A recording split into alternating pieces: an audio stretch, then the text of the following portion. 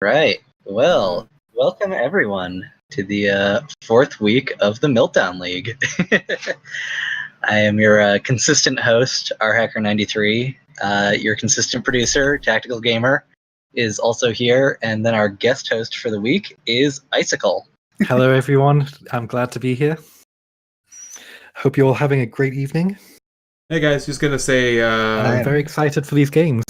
that this is I all am I will just say. making sure that it actually went live because I haven't gotten the notification on my phone that it has, and otherwise we'll just be talking. Oh wait, there we go. It's all good. We're great. I was just waiting for that email to come through. But yeah, so our first match for this week is going to be Starkly versus Spammer Noob. So Starkly has been around for a while. Spammer Noob is a bit newer. I do love what Spamanoob is bringing to the table. He's been playing really well these past few weeks. It's true. And he's been playing a lot of Fault, repping that deck that people say is good but boring. Yeah. I think is the official declaration on it. I think it's a great tournament deck. I think it is a little bit boring for me to play on ladder, but it is otherwise fantastic. So the interesting thing for me is I actually don't find it that boring. I don't know, I've talked before, I like the kind of geometry that Fault brings. I like watching all the little iron dervishes march towards someone. Oh yeah, it's great. It's like this endless army of sand that cannot be stopped no matter what, unless your opponent steals a Fault with a bandit or something ridiculous. Yeah, so I don't know, but I've just been playing other decks right now, because at first I had to defend the honor of Wanderer, now I'm trying to defend the honor of Vanar. So I think Vanar is a bit of a harder task to achieve there for your hacker. I haven't seen anything great out of players recently for Vanar, but if you can fix that faction, I would be very impressed. I'm telling you, man, it's mechs. Mechs. Mechs are the answer. Also, Tactical, if you do not have Spammer Noob added, they are double checking that you have them added right now. Come on, guys, it's week 4. Everyone should have Tactical added. Exactly. All part of the grand plan. Get Tactical Gamer all of the friends in Duelist. There we go. All right. Spammer Noob, you're already into Diamond 3. That ain't bad. It's only the 6th. Yeah. Nice job. And that's even playing through all the snags, which have been happening. Do you know if they've fixed the snagging yet?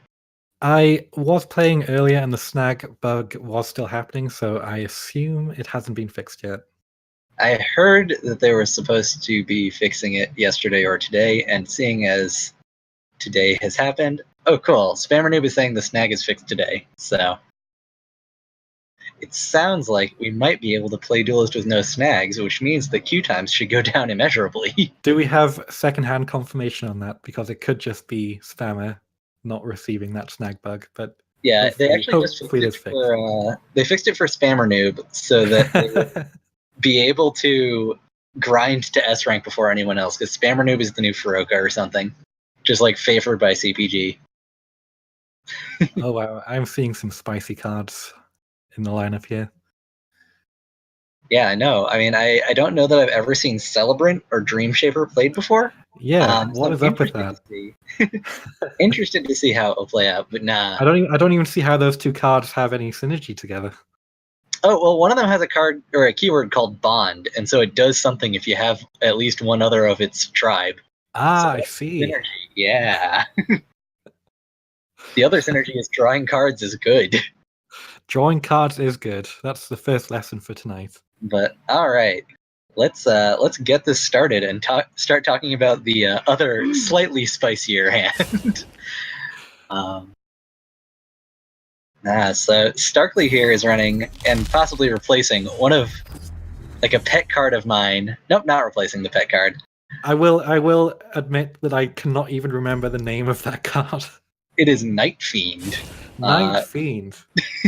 Which up till this point I have only run, well, I should say we've only run. It was on a Meltdown stream in our Nocturne Lilith Swarm Creep deck, but it did pretty okay then. But it's been buffed since then, so. Okay, so we're seeing Spamming develop the Portal Guardian and draw some cards and get a first wish in. It's a pretty strong turn. It is in fact a pretty strong turn, and ending the turn on 5 cards in hand seems not bad. I'm not actually sure that Starkly has a way to remove that Portal Guardian, so it's going to control the middle section of the board for the next turn at the very least. I mean, it's Cassava, so they play lures, they play punishes. They might not have something to get rid of it now, but I don't know that you need to get rid of it right now. Definitely, yeah. He's just going to value trade on the 3/3 probably with the Mentor. Yeah, that makes sense. I mean, they're not really looking for card advantage. They've got Desolator. They're playing right of the Undervault, so you need an empty hand for that card to be any good. But yeah, I think it's fine to trade off here. I mean, he has the Juggernaut, but he has no way of developing creep this early. So it's true. Oh, he's going right into that. Right in there. That is a brave move. I give Starkly props to that one. Yeah. And then giving up the Desolator for. The reason he went for this particular line was just to slow down a Blood of Air play by 1 turn, so that his Desolator couldn't get removed that way. I think, anyway. My thought on it was actually almost more that just wanted to make or hold Fault from going off for as long as possible. Yeah. And so if you get rid of all the mana tiles, they can't do any Ray shenanigans. Ray becomes significantly worse. So already Starkly is in a bit of a pickle here. He's surrounded by minions. He has no board presence. So I'm not sure what he does here. Does he just drop another Desolator? And that being said, Starkly seems sure about what they're doing. They moved pretty fast, at least. It looks like they're just developing 5 creep, which ain't too bad. Sets up a much nicer night. The 5 creep is okay. It's just how are you going to stop the bleeding here of Spammer developing his board? I don't know. I mean, admittedly, he's got nothing to Sandswirl Reader.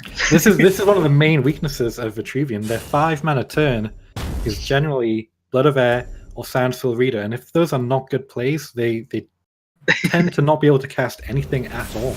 Yeah, just blank them, something interesting here. So what I actually like, I like Sandswirl reading my Blistering Scorn and eating a creep pile. Yeah, I think hell yeah. Yeah, I totally agree with that.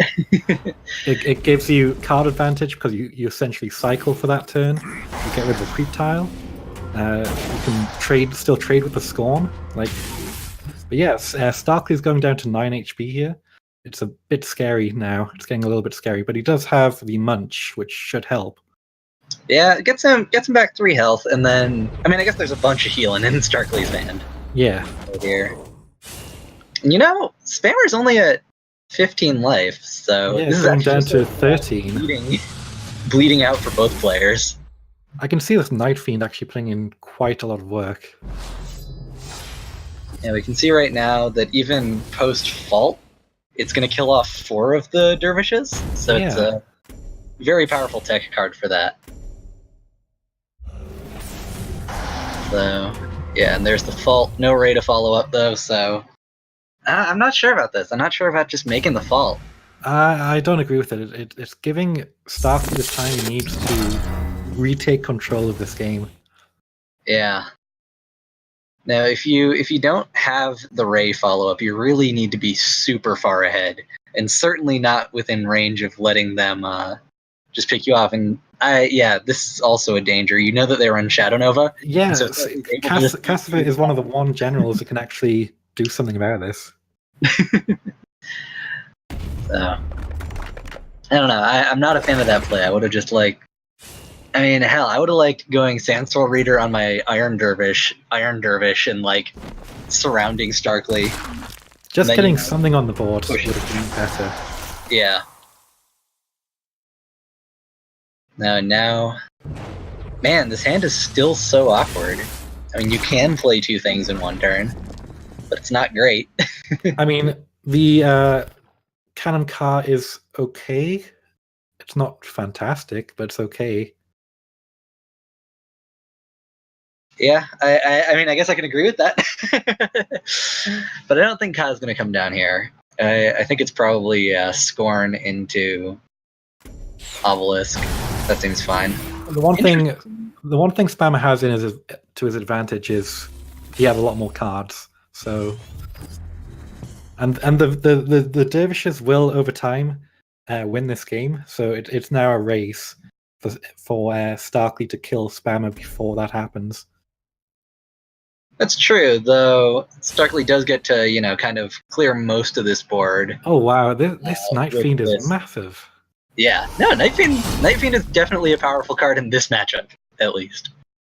And you can see actually Starkly having an idea, since Spammer Noob is playing the same deck that they've played for the past 3 weeks.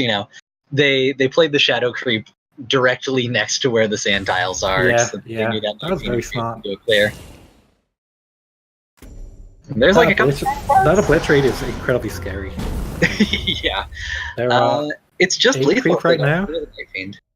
Yeah, there's currently 8 creeps, so Starkly just have to deal 2 more damage or develop 2 more creep tiles and it's all over.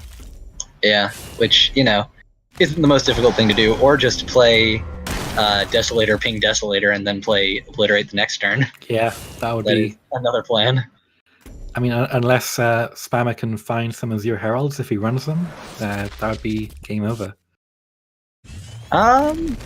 Would it be game over if...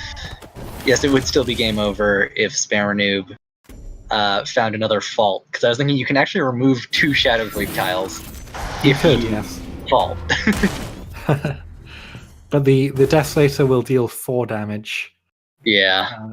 So that would still be lethal? Yes. Where does Starkly go? Because Starkly just wants to survive till next turn. Because they can be pretty confident that Obliterate for 10 or for 8 will kill somebody when they're on 6. I think no matter where he moves right now, he takes pretty much the same amount of damage. Just moving there. Yeah. Anywhere he would have moved, he would have taken the same amount of damage. Yeah.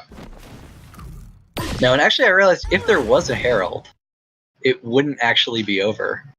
Because then they would go up to 9. Spammer would. Yeah, it would just be just enough. But he would probably be able to ping something. Yeah, no, you're totally right, because there's going to be dervishes on the fault. This is the one time where you don't want your hand to be 3 Blood of Airs. What, you mean when your opponent has nothing on board but is going to kill you with a spell? That sounds about right.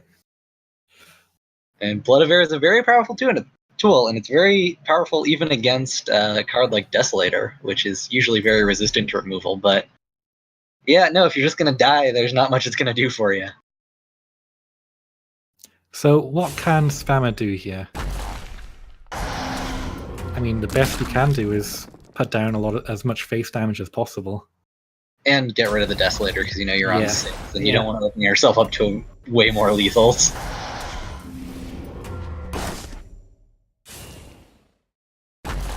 But yeah, they don't even get to spawn any more Iron Dervishes on the center tiles, but it doesn't really matter. Because they're just dead to the Obliterate. So. Am I correct in thinking was that a mislethal with 2 cannon cars, or am I wrong about that?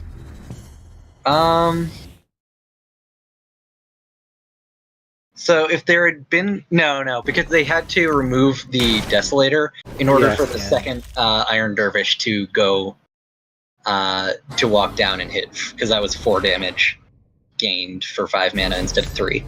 So that's game 1, and GG to both players. Both sides played hard, but the Obliterate win con just came out on top. Yeah. I mean, I think to me that game really came down to playing the empty fault turn. Like, empty faults are such a brave move. I agree with you that you have to just be so far ahead with Naked Fault to be worth it. Yeah. Or, just sort of a Hail Mary if you're at parity, but giving up a turn is bad, as we have learned from Doom, in ever trying to make Doom work. But the same thing does apply to Wanderer. If you have a equal board state or are behind, Wanderer is not typically a good play, which is a bit similar to Fault in that respect. That's true, though you do get a 7/7 out of Wanderer, at least. That's true. I've played Storm Metal Golem in Gauntlet when I'm slightly behind on board and body blocked and stuff, and I'll say I disagree, Fred. Wanderer is not always a good play, but Wanderer is much more often a good play on its own than Fault is on its own. Yes. 2 6-mana cards. One is typically pretty bad on its own, and one is typically pretty good to okay on its own. Yeah. I have to admit, though, that was actually much closer. I didn't see how close, or much closer than I thought it'd been in the last game. It was Spammer was 1 damage off of lethal, so yeah, definitely cutting it close. But I was, oh man, it just occurred to me why Spammer didn't actually play the Sandswell Reader on 5 mana, which was a very technical play, which was to make it so that our replay didn't break. Ah, yeah, he's that was thinking, probably it. He's thinking 3 days ahead. That's great. Yeah, easy. So we appreciate it, Spammer Noob. If I was in your position, I might have played it differently, but I appreciate the commitment to the cast. All right, well, it looks like we're just about set up. And so we can start this thing. We see... All right, Starkly now has a better turn 1 than just equipping a blade. Oh? Maybe not. He still goes for the blade, even with Ooze being typically a really good turn 1. I'm quite surprised by that. And Spammer does have the answer with the Rash's Curse. Yeah. No, so this blade probably won't get very much value. Although, that is a second card being used up. It is. So, definitely if I was Starkly right now, I'd be thinking, okay, he's played Celebrant without a Dream Shaper, so I would be very keen to remove that Celebrant to shut down any draw potential. But he doesn't have a way of removing it. Yeah, thinking about it, we actually haven't seen any punishes or demonic lures out of Starkly last game. Oh, that's the punish. There you go. Right on time.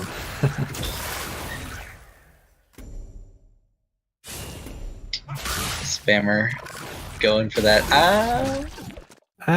Well, it's an interesting thing moving forward. He gave Starkly 2 creep tiles, but he wanted that specific positioning to block off that mana orb. So yeah. It was a trade-off. No, and I think that's probably correct. Yeah, I agree. You want to cast Fault Ray next turn, and this is the play that allows you to cast Fault Ray. And, 1 Shadow Creep tile, while it might make some difference, probably isn't going to lose you the game. And even if it does, that doesn't really change the fact that it was correct here. So... I'm not quite sure what Starkly's line is here. I think you got to kill the Obelisk. Yeah, it's just very risky. So, hit and punish. Yeah, unfortunately, still not. Actually, so you know what maybe the play would have been? And this would have been the real heads-up play, is looking at their positioning. Ping, punish the Obelisk, and then Crawler on the tile that Spammer can walk onto, because it prevents this. And look at how bad Spammer's turn would have been. Yeah, if he had to... Yeah, he would have had nothing to do that turn, other than Blood of Air. Yeah. So, I think, personally, that would have been the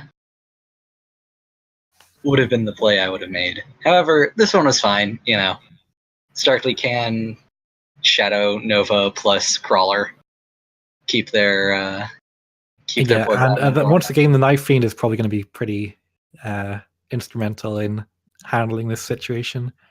Yeah, buys at least one turn. I might pitch Munch, either that or just pitch the Crawler and Shadow Nova plus like ping punch one of the dervishes to turn their space into. Yeah, that would be the line I'd go for. I would want to get rid of at least 3 tiles. Yeah. Kamka is not looking amazing here outside of its inability to die. That's the funny thing about Car Faults. It requires your opponent to be playing good minions. Yeah. You know, if there's a 2-1, I mean, I guess the 3-4 you can clear. That you feels can, but you trade 2 cannon cars in to clear a 3-4. It just doesn't feel that amazing. Well, there's the Azure Herald. So that's an important draw for later. I think you just hold on to that for when you potentially need it. Yeah. Also, something interesting about Starkly's position is that with the Mentor up, you could ping 2 dervishes and then, like, Shadow Fiend clear both of them and get both their tiles. Oh, that's true. You can't do that right now because they're standing on a middle tile, but would have been cool. I almost feel like it could have potentially been worth it for Starkly to not stand on that tile, just to get rid of it. Nah, I think you need to stem this bleeding still. Definitely, and the Desolator could help here, but I think this is a Night Fiend turn. Yeah, because you can actually clear the Ka with a Night Fiend. Yeah. That seems okay. Is he not going to...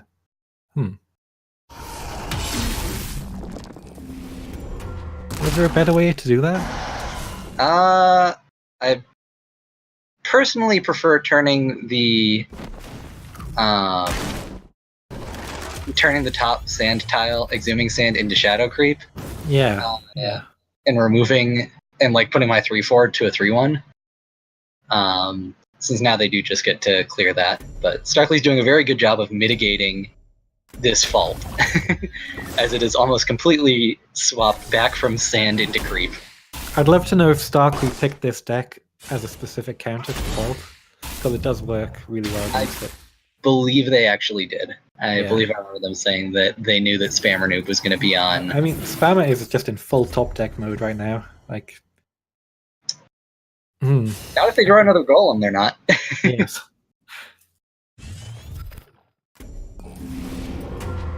Starkly not. Oh, they're gonna. I like this. Yes, I like this too. You know, at this point, Starkly needs to get Spammer within obliterate range, and they need to not have their Desolator be Blood of Erd. So, seems good to me. Ooh, and the right as well. I feel like the right of the Undervault is still worse than just like Desolator Munch. Yeah. Like, 9 out of 10 scenarios, like Desolator Munch ping Desolator back to my hand is just the better play. See, 5 mana right was really good, and 6 mana right, it just doesn't feel good at all. The only deck that card really works in is the Lurking Fear variants. Well, yeah, we see Starkly going pretty quick into munching that obelisk. Yeah. Which I almost feel like that should have been expected. I mean, I bet it was, but you have to trigger the you got to trigger the fault during your turn, or else it's doing nothing, and you don't want to cast a Bear Dream Shaper. So yeah, still agree. So Spammer does have the draw, which could be pretty handy here, but he's on the back foot. He's gonna have to figure out a way out of this situation. Yeah, I'm kind of surprised that Starkly didn't just replace Right of the Undervault right there. I mean, what could he... The only thing I could think of would be him using it to search for an Obliterate. Yeah. That's kind of how I feel, but I feel like, Desolator, Ping Desolator is still going to be the better play. Yeah, that inevitability and the healing each turn. Mm-hmm.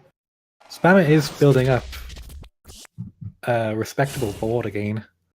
Yeah. Though they probably aren't going to kill Starkly next turn, so maybe Starkly uses this turn to just write for the Obliterate for lethal, if that even is lethal. I could see that being a play. I love the Sand Swirl onto the Azure Herald. I love that play. That is one of my favorite plays. Nope. Looks like we're gonna... Oh no, we are gonna get it. Alright. So this was the turn that we were saying, if there was gonna be a right, it was gonna happen. Yeah, I agree with this play. Little does Starkly know that Spammer has 2 Azure Heralds in his hand.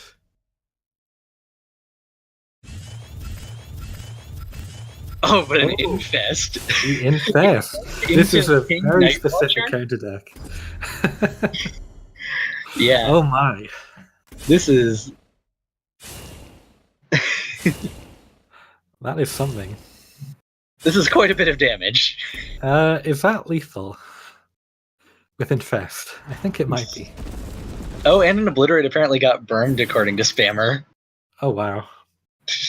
Yeah, you're sitting back here, you're like, it's alright, I'm at 14 life. When is 14 health? Yeah. 17 health even. They played both of them. Oh wow. The Infest. So what do you infest here for maximum damage? I've never actually played with infests, so I can't say that I know reasonably. Well, what do you infest here? Is it the how do you get the most spread? It might be, I think it's onto the 2/2 Dervish right below the 2. Oh, no, they're going for the Shadow Nova. That's interesting. Just to board clear with Fiend? Probably. I mean, I guess that's like the safer thing to do. Yeah. I'd love to know if someone could figure out exactly how much damage he could deal that turn with Infest. Well, the thing is, I think it would only proc... So you need to actually have the thing die to spread the infestation. Yes, yeah. And so it would only deal 2. So I think this is probably correct. Because you know that they're going to be like playing more dervishes, This is fault we're talking about. I love this board clear. It's fantastic. Now these Night Fiends are really pulling their weight, which makes me happy.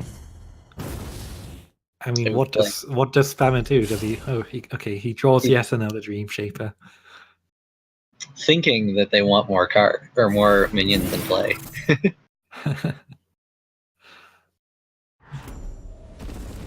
But no, I always liked Night Fiend more than Obliterate, and was always sad that it was worse than Obliterate, like pretty significantly.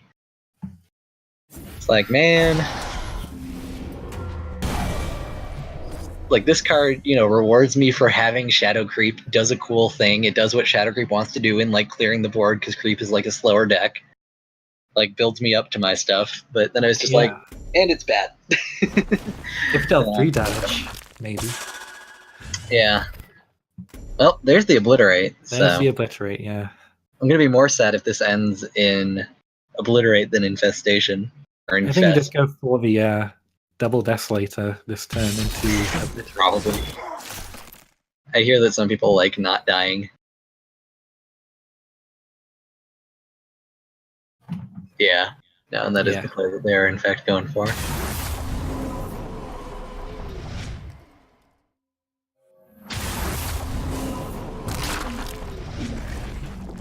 Alright, now Stark's kind of back in the driver's seat. And ooh, the double Infest.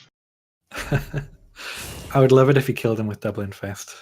That would make Starkly my favorite person. Alternatively, Starkly becomes our least favorite person if they don't play an Infest. I think that's the real thing we've come to learn. I mean, Infest does potentially... Oh, the sequencing! Ah! Slightly better position, but you missed 4 procs! Yes, he could have had a giant Portal Guardian in his face. No. What it was because the dervishes wouldn't spawn because there'd be iron dervishes. I see. And so they want those iron dervishes spawns as well as a close-up portal guardian. Did he really need to clear those minions? I'm not sure he did. I would have preferred putting just a big portal guardian in his face. I don't know. It would have reduced Spammer Noob's board. No, obliterate lethal. No, Starkly, you suck. But GG. Well done in picking a deck that counters a stronger deck in the format. My takeaway from this game would be you can get punished for running the same deck multiple weeks in a row by players that pay attention. Yeah, though So my cautionary tale would be you can also go too deep in playing for a matchup because I believe Starkly went 1-2. So, they won the matchup that they were supposed to, but they lost the other two. And so if you're going to do that, you got to kind of be confident. The deck still has to be able to beat the other ones. Decks as well. Yeah. Starkly must just have a really bad problem with faults. I think Starkly's the kind of guy who just likes his tech decks, Yeah. I think that Starkly has a lot of fun with that. But all right, for our next matchup today, we've got Poncho Mago and Hobo Trash Can Fire, both of whom are pretty new to the competitive scene, but have been doing pretty well, honestly. Yeah, I'm always happy to see new players coming along and participating in tournaments, and these two have actually performed really well. Poncho Mango specifically has been on my radar as a great new player. I haven't seen so much from Hobo Trash Can, but I'm looking forward to this series right here.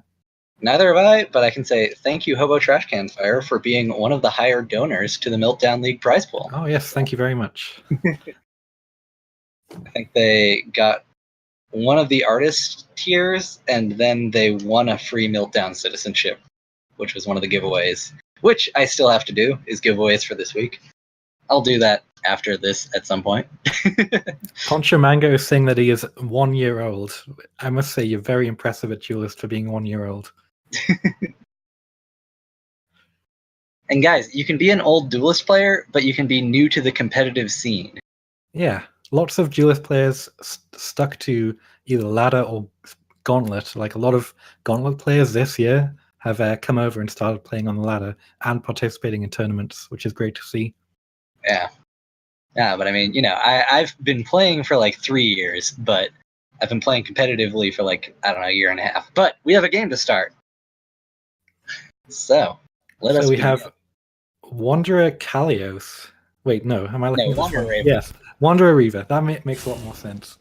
And Evan Ox, one of my favorite new Flavor of the Month decks that has been running rampant with quite a few people picking it up. So the turn one play of domination, Flinks Fire onto face, one of my favorites. Yeah. That this is one of the downsides to Wanderer is sometimes you don't draw 2-drops, and depending on how many you run, that can happen more often than you like. When you look at the list and it's like, oh my gosh, I've added so many 2-drops, but then you look at it and it's like, oh man, I have 12 2-drops. Yeah. Just want to pay attention to the pretty high number, I think, for Wanderer decks on 2-drops. But I'm loving the God Painter in Poncho's hand right there. It's great. Yeah, it's showing that it's ready to get rid of that Wanderer. But I gotta say, so I've been a proponent that Ebenox has a good matchup against Wanderer Ragnora. Similarly, I think it has a pretty solid matchup against Wanderer Reva, especially since Blink actually matches up pretty well with Heartseekers, because you can just blink. You can't defend those Heartseekers nearly as well with Blink in so. But I will say, as far as Wanderers go, and I'm sure you'd be happy to agree with this, even if you don't. I think Wanderer Xerix actually has the best matchup. At least out of those three against Ebenox, because I think that getting 3/3s And just the ability to have cards like Fault and have huge threats like Swarm King. If you develop the Fault in the Wanderer matchup against Ebanox, the other players can simply not win unless they have a really good Thunderhorn. Yeah. But alright, so now we've got Key Beholder, and man, Key Beholder is such a house against Wanderer Ignora. But it definitely is, yeah. So I assume that Poncho's play here is just to develop a Pulverizer. Yeah, develop a Pulverizer, and I would actually Blood Tier as well, just so that it will clear the so that you can threaten more mana tiles to get out your bigger plays, as well as clear the Key Beholder. Oh, they chose not to. I agree. I think with Ebanox, you have to use your mana very efficiently every single turn. Yeah, I agree with that, because you really want to get that Ox down as close to on curve as you can. It's very difficult to get it down on curve, but when you do, it actually feels competitive. Yeah. But on the other hand, this is a little safer against a Mist Dragon Seal or something out of Hobo. Yeah, you could just get punished for the Key Beholder way out of range. Well, not way out of range because of Blink, but still pretty far out of range. I gotta say, Poncho's hand looks kind of awkward. Yeah, I'd love to see what minions has he played so far out of the trial? 2, 2. I think there's a Rocky, Azure, into Rocky. See, the ideal curve would be 3, 4, 5, in my opinion. And then you go, if you save the 2 and the 1 for later on, you can get a great Ebanox turns. It's true, though they're actually going to get a really good Painter turn if they want to, though it does mean allowing the Heartseeker to live. If they want that sweet Painter turn. Or they could actually, if they wanted to... Oh no, they couldn't kill the Key Beholder with Ping plus Punch. I think you almost have to go for the Painter here. Yeah, definitely now, because now that you've drawn the second one, yeah, definitely.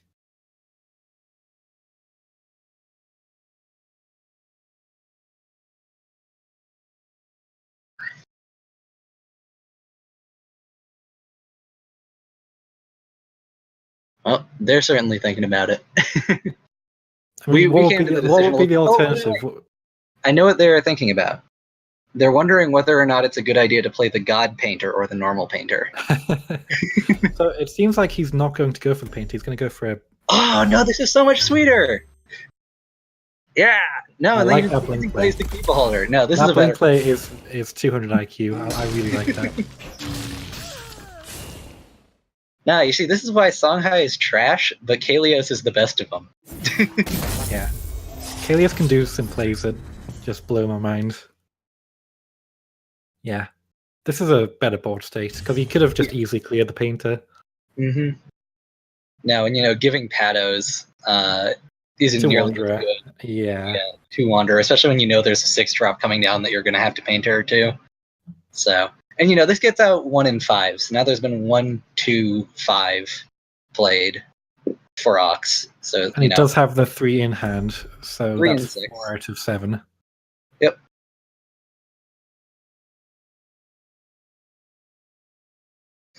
So It's okay, Poncho. We know that it wasn't actually a God Painter in the actual game. These are just replay visual inaccuracies. Call them. So I feel like Hobo has to Gotetsu the not the Rockadapter, the Pulverizer into perhaps Rikushi.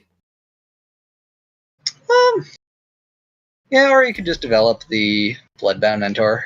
There's not a ton of ways that it gets punished, and then if you don't want to develop Wanderer next turn, you can go Crypto or BBS Crypto, BBS, BBS, BBS. That's true, yes. Have 1 million Heartseekers. But it looks like they're going for the Raikushi play. I mean, they know that Poncho is going to be playing minions, as is the case with... It's a pretty sure bet, seeing as it's essentially Titan Songhai. Although I do think the Ebanox lists that run MDS and Juxtaposition are slightly better. Some of them do, some of them don't. You know, there's like Titan Ox variants, and I mean, if you're Riv Arcanist Ox, I know that you and Eurasian J were messing with something. Yeah, we were something trying to make Mandela. that deck really good, but I sort of gave up on it. Ooh, so I wonder if no, Hobo won't get punished here. I was gonna say there's like a world in which they try and like blood tier into Dancing Blades before, and then it would just get cut off. But yeah, the Dancing Blades into blood tier does work for killing the Raikushi. Doesn't get them any closer, though. I'm glad that he ordered it properly. That's Rikushi can be a tricky card. Yeah. Against something like Wanderer, you know, you got to respect all of the Sentinels usually. So we actually saw, I think we saw Mizuchi in Hobo's hand at the start of the game that got replaced. So, you know, it would seem as though they were running at least two of them. Ooh, the Red Sinja. Now that's a counter to Wanderer, if I've seen it. You know, develop a 7/7, kill your 7/7. That is literally the most that Red Sinja has ever done for anyone, and it's going to do it here. Oh man, this is going to be that's fantastic. See, this is one of those situations where, as the Reaver player, that Wanderer must feel really bad to play like that, just naked. Yeah. Now, I hear that Wanderer feels pretty bad when your best case scenario is that they trade 2 Dancing Blades into it and then have a 7-mana turn. Yeah. Develop whatever else they want. That's their like optimal turn. I'm not really seeing a way for Hobo to actually answer the Sinja as well, which is interesting. I guess he could blink it away with Jux, maybe. Well, Hobo's going to have a hard time blinking, you know, unless they Alpha the Master. But yeah, no, this is how Wanderer dies, is they have no board to develop on. They just get beaten down. Yeah, no, get in there. Get in that face. Get in there. Yeah, attack with everything. Spiral technique them. Yeah. You've got a 7/7 at worst. You know, it's not like they can even Eternity Painter it because of the corner block. If they moved that Dancing Blades down in front of Reva and then put Blood Tier up, they would not be able to Dancing Blades without. I'm surprised you didn't go for the full surround. Yeah, especially with Reva, who just wants to disengage. Like, that's Reva's whole shtick. It would just make things so much more awkward for Hobo if he had been surrounded there.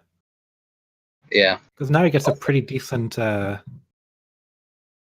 fairly decent Bone Reaper. Oh, that Painter is actually massive. Yeah, a much better Painter. But, you know, this Painter wouldn't be possible if they had... Exactly. Well, actually, no, they couldn't have full surrounded.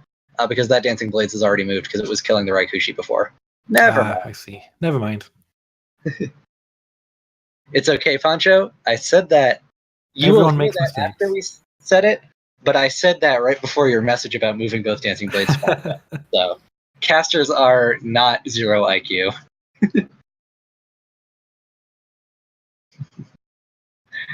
But yeah, no, this looks like a pretty standard remove your 2 5-drops and your 7-drop. Yeah, pretty good value. Pretty good value. So is Poncho on 5 out of 7? Or they've done 7, 5, 1, 2. 7, 5, 1, 2, 4 out of 6. I believe. So this Jux play is interesting. Yeah, I like that. Do you like that? I found it a little bit weird. I mean... Oh, so they can move 2 away. Yeah, no, I do like that. Basically, he's just attempting to protect the Heartseeker. Yeah, which I think is really important. You know? You don't want them to just gain that insane value from making 2/2s everywhere. I mean... Poncho can just blink the Blood Tier, so yeah, not the best against Kalios. Yeah, but like we said, you know, Rave is already soft to Kalios, and this forces them to use a mana to blink. Yeah. So. Is he dropping another? Oh, okay, he's dropping his own Painter to answer Painter. I think that's fine. You know, Yeah, now it's one of those turns where you're just trying to get your trial moving forwards. Oh man, that's a 5-drop that you don't want to play until after the trial's completed. I'll say I mean, that. he's getting pretty close, but he needs his 3, 4. 3 and I think 4. 3 and 4. Yeah. Yeah. 1, 2, 5, 6, 7. So yeah, they need 3 and 4. They got 3 in hand. They're still looking on the 4. Hobo Trash Can Fire has a 6/4 rush ranged if they really want one. This has been a game of just big minion-based AoEs coming down one after the other. Yeah, man, those are the best games. The one where you have to move your minions and develop minions that are difficult to remove, and a lot of back and play or a lot of back and forth play. All right, and the Shroud coming down to take care of the ability, which is the significant part on the Painter. Yeah. I just love the synergy that Painter and Bone Reaper have with each other. Just getting rid of those pandas. As with Wanderer, it comes down a little harsh. Or it becomes a little harsher because then they just turn into 1/1s and they at least get to trade into the Bone Reaper.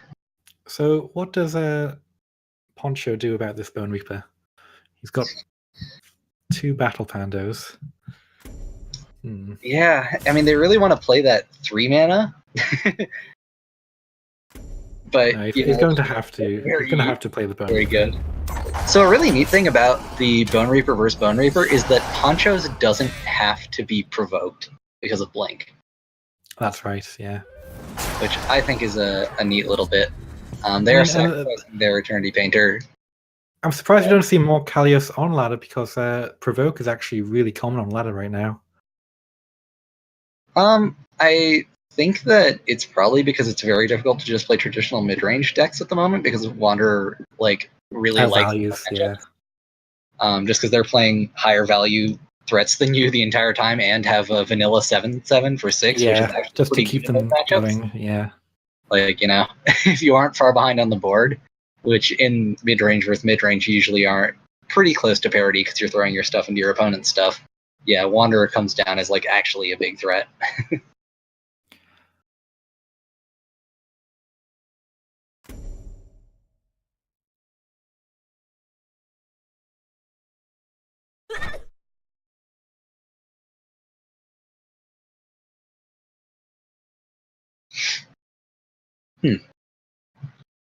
So, is he going to also play the Fizzling as well? So he pings himself twice.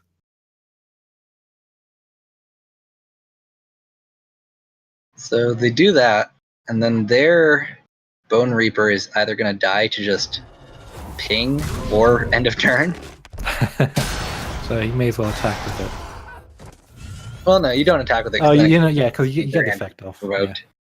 So this is unfortunate for Poncho because he really wants to play Thunderhorn post Ebnox, but he has no way of doing so. Yeah. Well, no, they can. I mean, they can play Ebnox this turn. They have 3/4.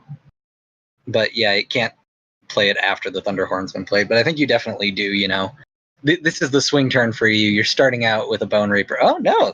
Oh no, they already played a 3. Yeah, there's only the 4 remaining, I think. Yeah.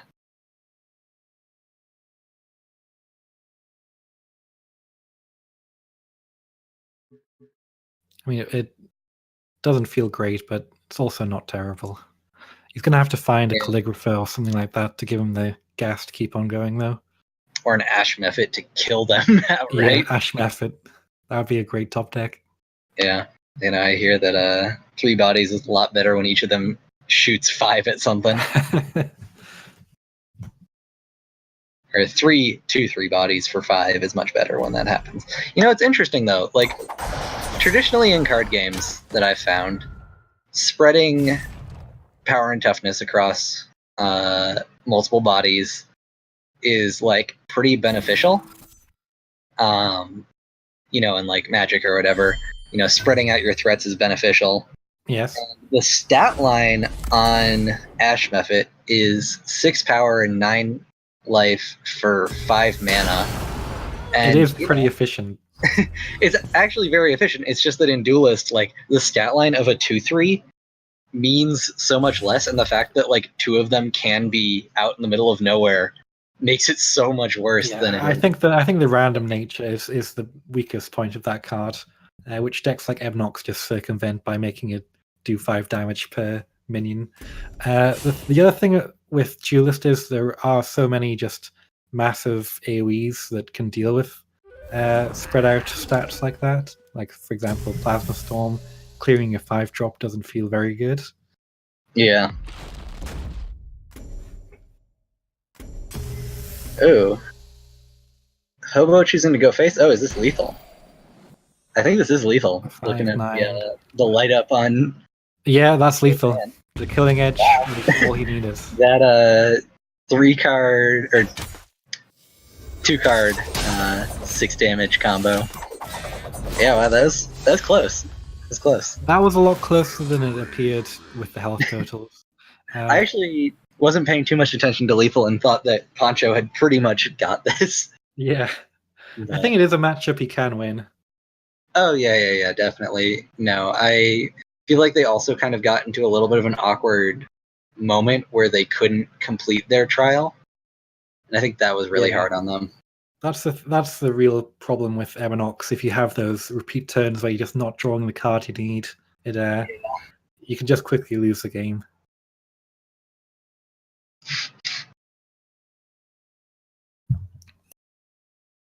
Spammer is also correct that Eternity Painter in response to the Red Sinja was really the point at which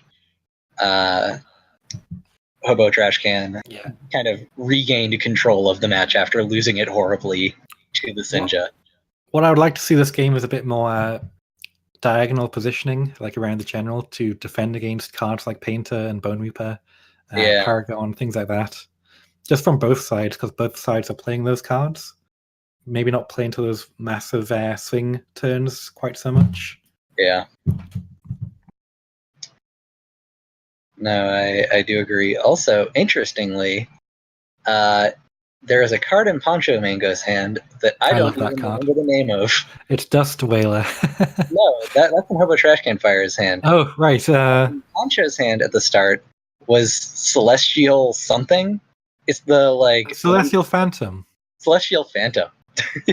Yes, it's a 1/5. I want to say 1/5. Yeah. Any minion that this minion damages, destroy that minion. Yeah, but I really like that for this matchup. I forget if it's a sideboard card or not, but it's specifically a great Kalios card for this matchup because just played defensively. Defensively. I mean, it eats even if it's not eating Wanderer, it eats stuff like we're looking at Primus Shieldmaster. Yeah. It great eats card. Like X4Xs or whatever. But all right, I think we can start.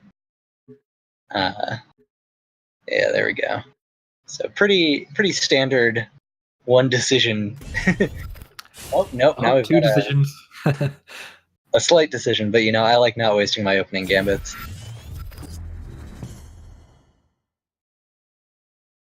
So I wonder if Hobo goes for the mana tile steal with MDS.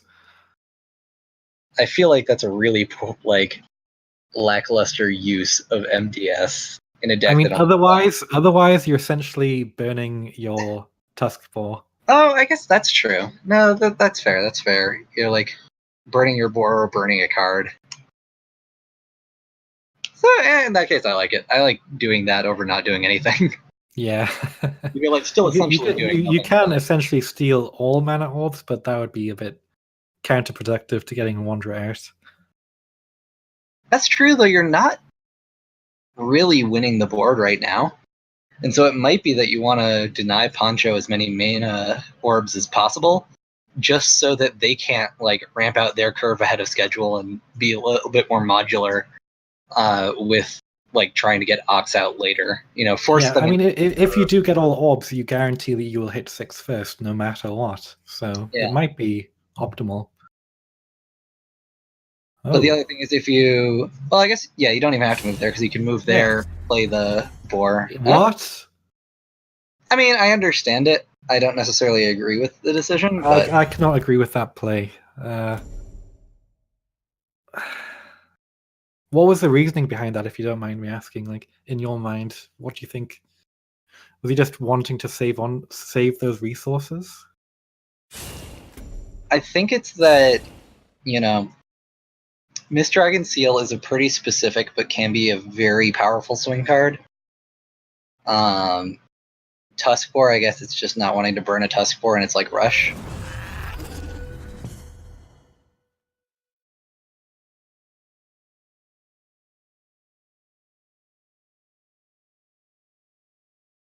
But yeah, that's my thought. And Poncho going into the 3-mana turn, choosing to go with Panda or Battle Pado over Celestial Phantom, which I think is probably good. They actually get punished here because this would be a much better Celestial Phantom target. Yeah, this would be a great Celestial Phantom turn. I think you almost could have predicted that Hobo's hand must have had a higher curve for him to pass turn 1 like that. In which case, you could have expected a good 4-drop. Yeah, that's true. It's less likely that they're going to be going something like, Cryptographer BBS. Yeah. And Celestial Phantom also good against like Heartseekers. Just becomes a 1/4. So. Yeah, no, this is fine. They are still able to. It still clears, and you can get the Azure Herald out as well. Yeah. Threaten the mana tiles. Basically take advantage of all of them. But yeah, this is what I was kind of talking about, where in giving Poncho the kind of authority over the mana tiles by not doing anything on that turn, now you've fallen behind. Man, these cards do not match up super well. I just don't with the turn 1. I don't see how passing gave you any advantage over at least getting something out on the board. I mean, it's speaking to the kind of like power that Hobo Trash Can feels like Miss Dragon Seal has in Wanderer Ava. I don't play Wanderer Ava. I don't play Songhai, so. I mean, it is definitely one of the best cards in the list. I just, even just playing the Tusk Boar, I would have still done that. But anyway, he gets the Lightbender off onto the Pando and the Celestial Phantom. Which is pretty good. It's one of the best answers they can have. Yeah. We are looking at Poncho Mango's hands of Answerer for Wanderer everywhere. Yeah. So many answers. Bone Reaper here. Yeah, this is a great Bone Reaper turn. Yeah, I think I'm fine replacing that. Yeah, just stick that Bone Reaper down, smack him in the face. It's perfectly timed as well, because now you drop Wanderer and he has an answer. You're kind of screwed. Also, the answer to Wanderer is a 5-mana minion. Which is perfect. So by skipping the 5-mana turn, he can accelerate himself forward a little bit.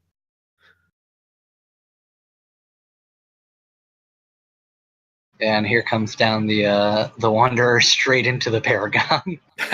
Or the Painter if you really want to, but I would really suggest doing the Paragon, I believe. Yeah.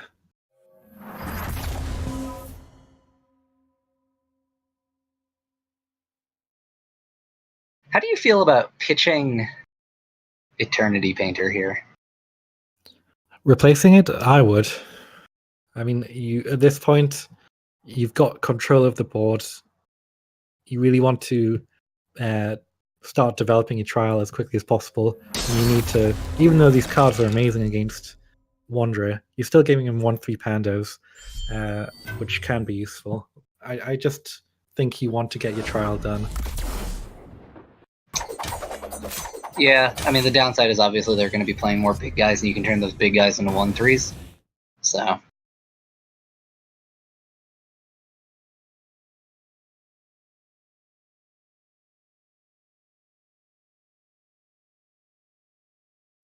So the awkward thing for Hobo is he has to develop his minions in a way that they can't get removed, but it's going to be quite difficult. I assume he's going to play the Dancing Blades somewhere and misdragging it to a corner and swap it in with the Bone Reaper? That is certainly a play that gets them back in the game. They could also just Heartseeker, miss Dragon Seal, Killing Edge preemptively. That might be a little risky, but it is a choice that they have available to them. Yeah. This is okay, but feels pretty bad since that Bone Reaper just gets to walk right down, and it just keeps generating additional value the longer it survives. But do you drop the Painter to answer these Dancing Blades? I think almost certainly. Yeah. There's nothing else that you can do on curve in terms of Ox except for the 4-drop. And that doesn't really answer the board. So yeah, no. That just gives them an opportunity. Man, so Hobo Trashcan has a lot of cards in hand, but they've got like one turn that they can have where they're going to get them. That's 4 cards in their hand that total 5 mana. I mean, if you're playing Wanderer and your hand is spells and nothing else, is it really worth playing Wanderer? You might have a few too many spells. Well, their hand wasn't spells and nothing else. It was an Azure Herald and a Dancing Blade, the way they've drawn since then. Yeah, and then they just get to... Poncho gets to clear the... Alright, interesting. So they're going for the clear. They aren't going for the Painter. I'm sort of okay with this. Pardon me, but leaving a 5/7, well, 5/5 up could enable quite a lot of trickery by Hobo. I don't know. I feel like there's not that many ways that I feel like I'm going to get super punished for it. I don't think the trial still needs a 7. And which he does have. And a 1. I think they have to play both the 1 and the 7, but then they'll be able to play the Ox. So that is coming down next turn. And if Hobo does play things like Killing Edge, Miss Dragon Seal, that EMP could actually have a lot of value to it. Yeah. Right now it just dispels their Thunderhorn. Yeah. and Bone Reaper. But what do you think of the EMP nerf, by the way? I think it was perfect. Like, the card is still viable and good, but it's not just a ridiculous 9/9 body. I think it was the perfect nerf. I totally agree with the EMP nerf. And it's kind of nice that Wanderer eats it if you want Wanderer to. Is an opinion of mine. Alright, oh man, this EMP is now going to be very powerful. Yeah, this is crazy good. Oh yeah, thanks Riv for nerfing EMP. But also, screw you Riv for making EMP broken. So we're not going to thank you for fixing your own mistakes.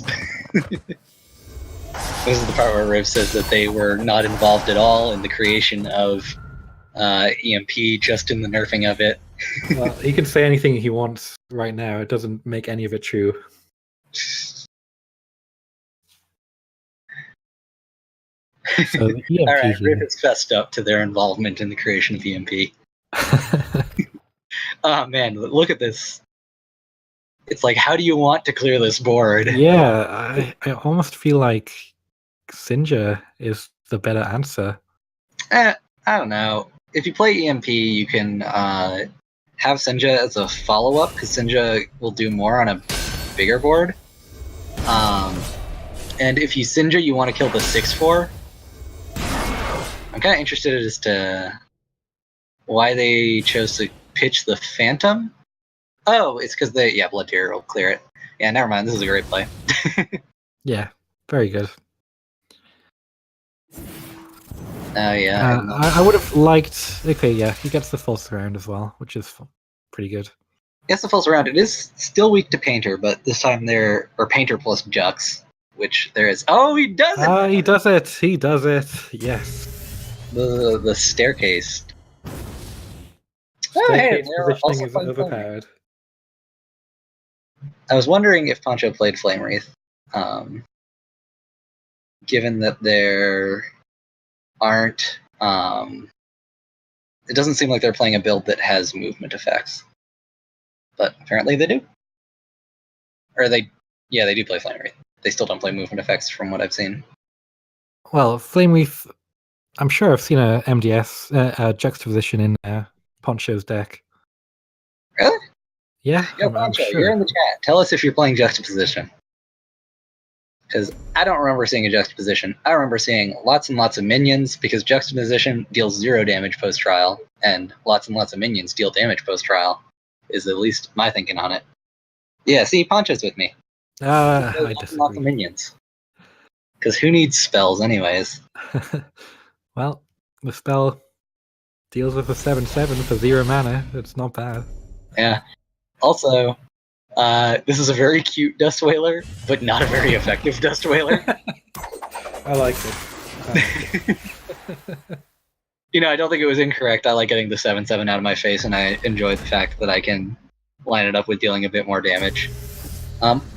Although, actually, what they could have done was they could have put the Heartseeker in range of Kalios, and then moved the Dust Whaler one back and have it not get eaten by the Ox. Yeah, potentially really good. Keeping a 4/5 flyer alive is typically a good thing. Yeah. If I'm Poncho here, I think I just want to Flame Wreath Blink over Sinja. Maybe? They apparently disagree. Well, you get the full clear with Sinja. Yeah, I guess they don't have to waste their Ox and get to keep it as a 5/2. I mean, at Or the same time, I feel like you could have done more face damage with Flame Wreath plays, but...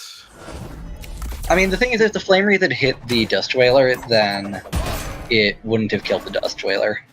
So that's kind of significant, and it did actually end up hitting the Dust Whaler. And the Dagona as well. I think this is in the bag for Poncho. Yeah, no. I mean, Hobo's gonna try and Paragon to clear the Sinja and block off and develop some Heartseekers. Yeah, it's all really good stuff. It's just it's not enough against the power of Dagona. Yeah. And the power of the trial, honestly. It is a great trial. Think that the Ox trial matches up quite well against Wanderer.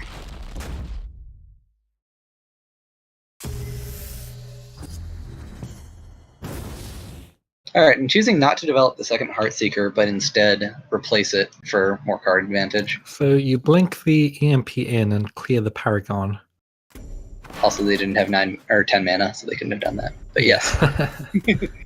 Yeah, and then you do this, and then you Dagona on that. Oof! Oof. Oof. Shoot him in the face for a spiral technique that gives you an 8/8. I hear that's good. okay. Pretty good.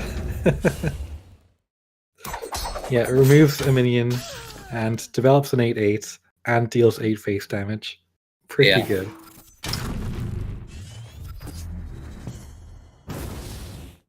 They have the Onyx Bear seal, but I don't believe that will be enough.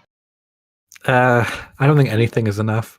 Even with Onyx Bear into Bone Reaper, the Ox trial hasn't gone away yet. Yeah. I'd have loved to have seen Poncho playing Chimera, but that's maybe a bit too memey. Yeah, although I know Alpha Sentry was championing that idea at one point or another. Yeah, just to force your opponent to kill themselves by attacking Chimera. Yeah. And that's game. Yep. And All right. Have an Ox win. Yeah, no. And I do feel like if you can get the Ox out, that was a much more reasonable curve for getting the Ox out. That the Ebon Ox deck is advantage against the Wanderer deck, because I think that the trial of shooting stuff is a bit more powerful, and the consistency of being able to run a lot of counters for the cards, for the more traditional cards in Wanderer. Yeah, people forget that whilst Wanderer is fantastic, it is the weakest actual effect of all the trials. It's just +1/+1. It's the only reason it's so popular is because it has no real requirements other than having the one-offs, and you always have it on 6. Always. It's just purely for consistency. The other trials are in fact stronger effects. So once you get those other trials off, they all have pretty good matchups against Wanderer. Yeah, no, that's true. And it's really up to the Wanderer deck to sort of be the aggressor in those scenarios. Yeah. Because the thing about Wanderer is that, so I mean, Wanderer is such a complex beast. Like, it can really be whatever you want it to be. You can play it more aggressively. You can play it more like. Oh yeah, I've teched out aggro Wanderer Zerix with Saber Spine Alphas and Flame Bloods and Flying Minions. Yeah, and you haven't can even play got a chance to use Elucidator. yeah, you can play totally aggro, totally defensive, but there's just so many ways to tech that deck. That's what makes it also a great deck for tournaments. You can just And put I mean, in all the tech in the world. Yeah, and hope you draw it. And you could totally tech for like an Ox matchup as well. You can. Yeah. But the thing is, you have to make that decision. You can't just play the same Wanderer deck every week and expect it to do that well against everything. Well, we have a high caliber quality of players that are reacting to what because you're posting the deck lists every week on the Discord, and people are looking at those. Like, for example, Frost Arrow. Earlier, I was watching him, and he was evaluating what his opponents were playing using that resource, which I think more people need to start doing. Yeah. No, I think it's smart. But all right, let's start this game. Alrighty. And so this is another pretty awkward start. It's not quite as bad as it always feels terrible to open with the Blood Tier with Wanderer. It's my least favorite opening. I mean, it's not my least favorite opening. My least favorite opening is nothing, and I think Mixed Fire Face is worse than Blood Tier.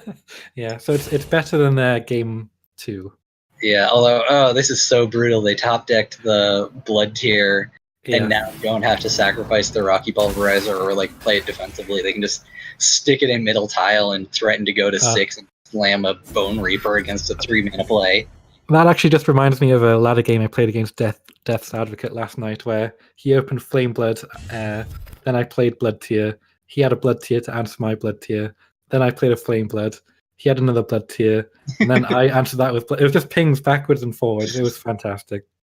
One of my favorite Blood Tier memories was when I was against CD, and he was player 2, and my turn 1 play was, I don't know, Azurite Lion or whatever. I was playing Divine Bond. And CD opens like, what was it? It was like Azurite Lion into Blood Tier into Blood Tier into Blood Tier 6. Wow. And then I got to Tempest next turn. It felt really, really good. Yeah, I can imagine. Yeah, he killed my turn 1 play with the 3 Blood Tiers. But then I got to get like a 4-for-1. It's a bit like, it just feels so satisfying when your opponent plays Jack's True Sight in Wanderer, and then you have Tempest. It's just like so much value. I mean, Tempest is a good card. Who knew? It's a good card, yes. Especially when, decks want to commit a lot of cards to the board, and a lot of those cards have 2 health.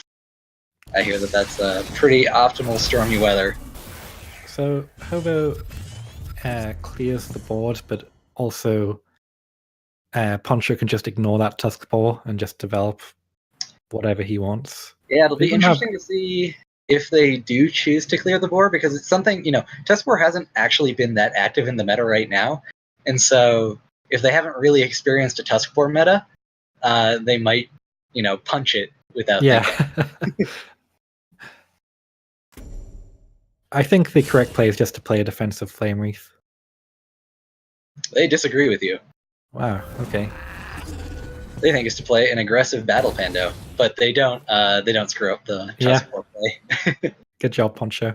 And actually, I kind of like this. It forces Reva to not be able to take a tile and go to 5 or develop Heartseekers, which you look at that Bloodbound Mentor and you're like, dang, I really wish I could. Hobo does have the answer in a sense with either Shroud or more, or both. I mean, could play both.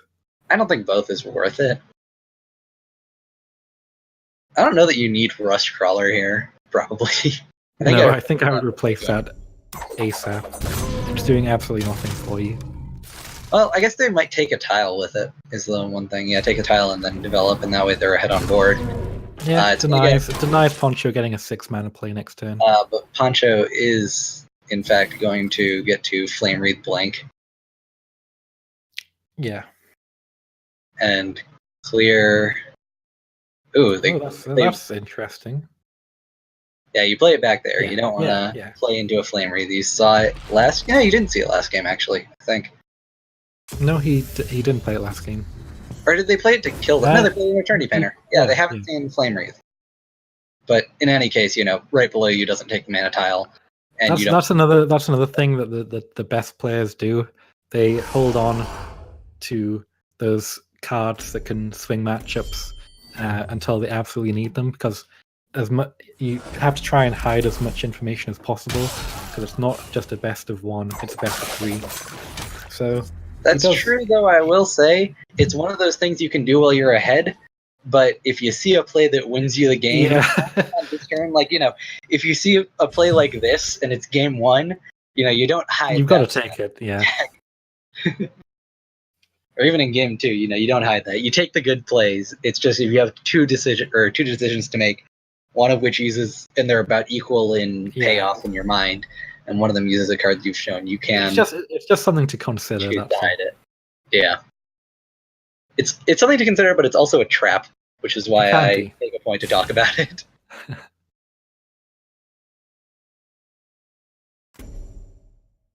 Alright, fortunately, Hobo is able to clear the Flame Wreath right here in a number of ways, depending on how they feel.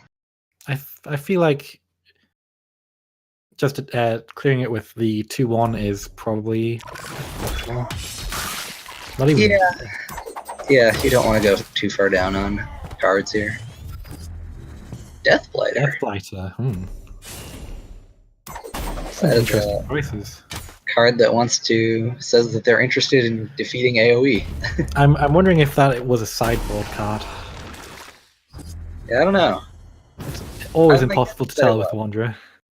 My guess is that it was. That seems more like a sideboard card that you bring in for minion heavy matchups. Now, an interesting thing here is that I think in this matchup, you always assume that they have an answer to Wanderer. They've shown you Paragon, they've shown you Paragon, Sinja, and in a turn later Gagona. Ebenox can eat Wanderers quite literally. And so I kind of feel like this is not a safe play. I think he's hoping for very good Painter next turn. That could definitely happen, although, painting a Paragon isn't the best thing you can do. No. Also, let's do a trial update on Poncho. They've done 1, 2, 6, 4. So they need another 3. 5 and 7. Yeah. And that's 5. So now they just need 7. Or 8. Which they've got next turn if they want. Which I'm guessing they will. Oh, he's running Heartseekers as well as his other 1-drops. Nice. Yeah. I don't know if I like that, but it's interesting. Yeah, it's definitely a decision I've seen some Ox players make, and not all. Whether or not it's right or wrong, I don't know. I don't play the deck, but so Hobo does get a pretty good Painter, but it's not a threatening play. It's only a Painter. Yeah, no, and looking at the play coming down next turn from Poncho. Yeah, that is most definitely threatening. Dagona is probably one of my favorites. It's a real cool card. Yeah, and you definitely get rid of the Heartseeker here. You have better cards than that. Yeah, and alright, now bring down the hammer, as they say. That's another great thing about Ebenox. It being 0 cost, it gives you a huge tempo boost. Yeah. No, I remember because the Ebenox was the first trial that they released, and I thought to myself when it got released, I was like, I wonder if they're all going to be 0 mana things. Yeah. That sounds like at least one of them is going to be very, very broken, but then I learned that with the next one that it was not all that. I remember the first card I looked at was Biometric Hulk, and I was like, Jesus Christ, this expansion is going to be mental. Yeah. Wasn't Biometric Hulk? Oh, was that the previous expansion? 2 sets ago. Yeah, that was 2 sets that's ago. right. It was Intensify and Trials for this one. That's right. Intensify. Build was before. Yeah, I do love my Intensify meme. Least appreciated. Alright, so this seems very bad for Hobo. Once again, he's in a similar situation where he's got too many spells and not a lot to do with them. And they're also losing because both trials have been activated. Yeah.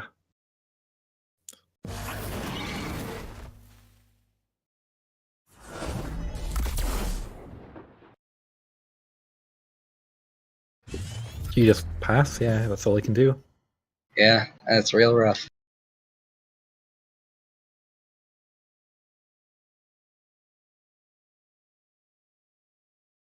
Oh man, and now, I mean, Poncho is just spoiled for decisions here. Yeah. I mean, on the plus side, the maximum damage he can do with Trialist turn is 9. Yeah, which is lethal. Oh, he doesn't hit it, so he can only do 8 anyway because he doesn't have the full 9 mana. Yeah. Yeah, and I think I like this because playing both the Flame Wreath and the Thunderhorn, I was thinking to myself originally, oh, why didn't they save the Thunderhorn to do like a chain play? But this gives them the highest chance of killing the Heartseeker, which is really the only thing that they have left out. Would they have had lethal if they played Wreath Jux first into Thunderhorn? What? They didn't have a Jux. No, Wreath Blink, sorry. With like if Poncho had played Wreath into Blink into Horn, would he have killed him that turn? The Heartseeker was a 3/3. 3/3, yes. So still pretty solid position for Poncho here. I don't see a way he can lose this game, really. Yeah. Unless Hobo magically transforms into a mantra list right now. That is probably not even true because Mantra hasn't had an Adjudicator, so it would be a 6-man. Yeah. So even if they transformed their deck list, I don't see them winning out of this position.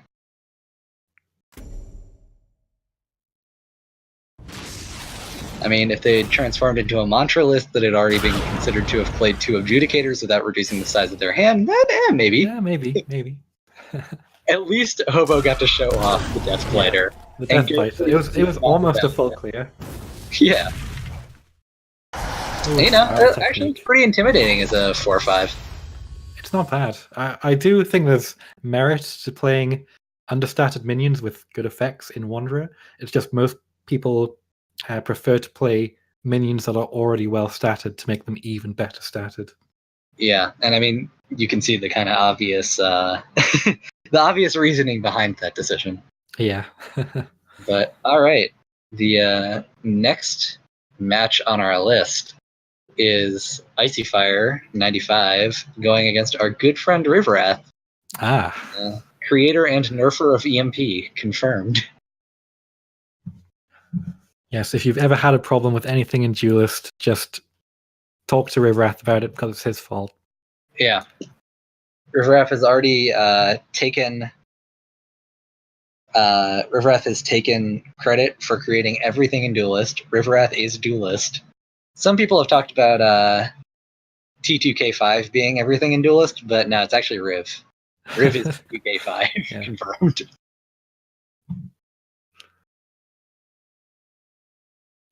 Yeah, T2K5 is just a script that Riverath wrote. Yeah. All right, so we see hands being quite similar, though I believe the decks are actually different. Oh, wow. As we see, one of them has 2 copies of a card, which is a key difference. Yeah, that's the thing with I'm not overly keen on casting Wanderer Mirrors because it always feels to me like player 2 just has an unfair advantage. So yeah, I'm glad it's not. Yeah, no, we've discussed this before. I think while you were actually in chat last week. So if people want to hear that discussion, go watch our VOD. Go watch the VODs. Yes. Gotta fit that advertising in there. Yeah. All right. So Riv doing your favorite turn 1 Wanderer play, right here. I guess unless they replace into something slightly better. Nope. Nope.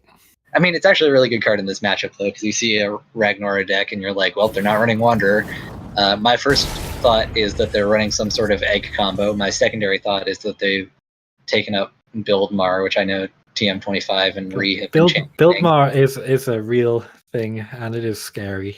Yeah, some of the openings that deck can do are just soul crushing because there's no way you can come back from some of them. Yeah. But anyway, this one isn't Buildmar, but yes, Buildmar has actually been a thing since well before people appreciated it. Meltdown Town in the last Team Wars, we were the ones who played the build decks, and we won. Team Wars, yeah. So I mean, I think the really insane Buildmar turns come with Progenitor because doubling up on build minions is just very scary. Yeah. Now, you got to deal with X10s in a very short amount of time, and then you have to deal with 0-1 eggs in an even shorter amount of time. Wait, guys, how this ends. Is that what I think it is? It is, in fact, everybody's favorite gauntlet superhero. Well, if it's good in Gauntlet, it has to be good in Wanderer. Yeah. I mean, you pick it in Gauntlet, you throw a Killing Edge on it, you pick it in Wanderer, and you throw those who wander on it. Easy. I mean, you don't even need to buff it. It's already lethal once it's on board.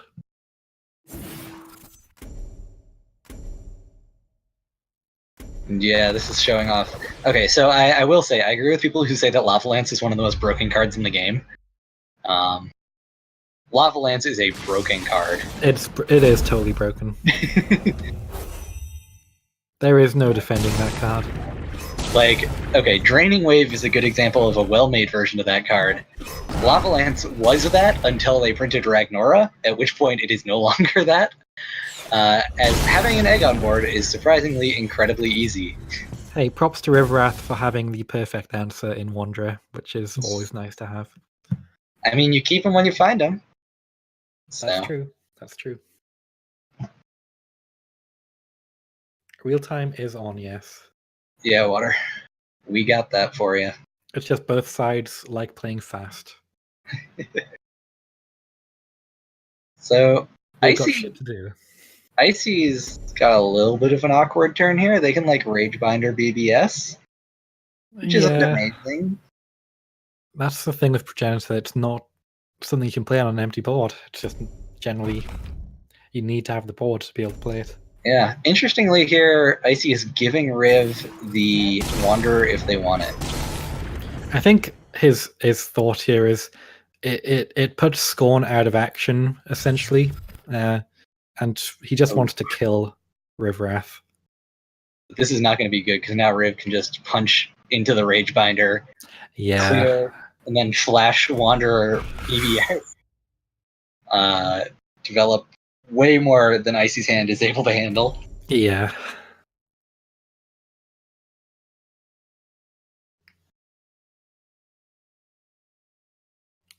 So Icy's probably thinking, what? You're not taking the free Wanderer I gave you? Yeah, that's where you get scared, because it means that playing Wanderer plain is not the best play they had.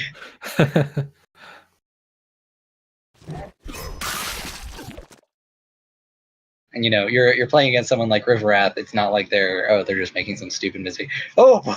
Oh my god, Riverwrath not going for that. Riv is going for the Gambler, which Icy is able to punish a little bit more with Wild Interceptor.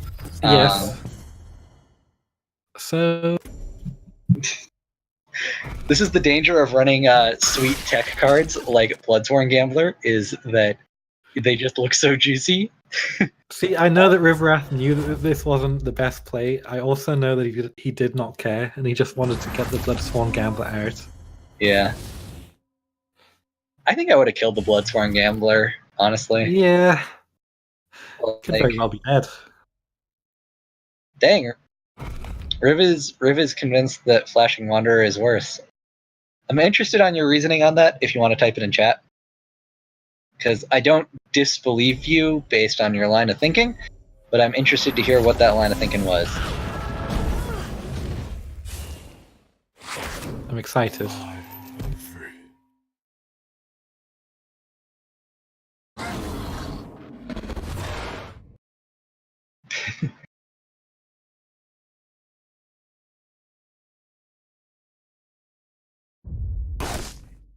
I mean, Wanderer is always better when you have minions to use it with. Yeah. So, this because ordering it in this way has given Icicle multiple things that he has to handle. Okay, so Riv was talking about how this allowed him to block the War Beast. Yeah, I like that. There we go. Oh, It fired off 2 shots. But yeah, no, that was a pretty heads up play on Riv's part, though. You know, it was soft to War I Beast. like the Saurian finality. It just removes Saurian any finality possibility. It just removes any possibility of Icicle having a combo to kill him. And it removes anything, any possibility of him losing. I don't know of a card that loses Riv this game at this point. Yeah. Yeah. GG.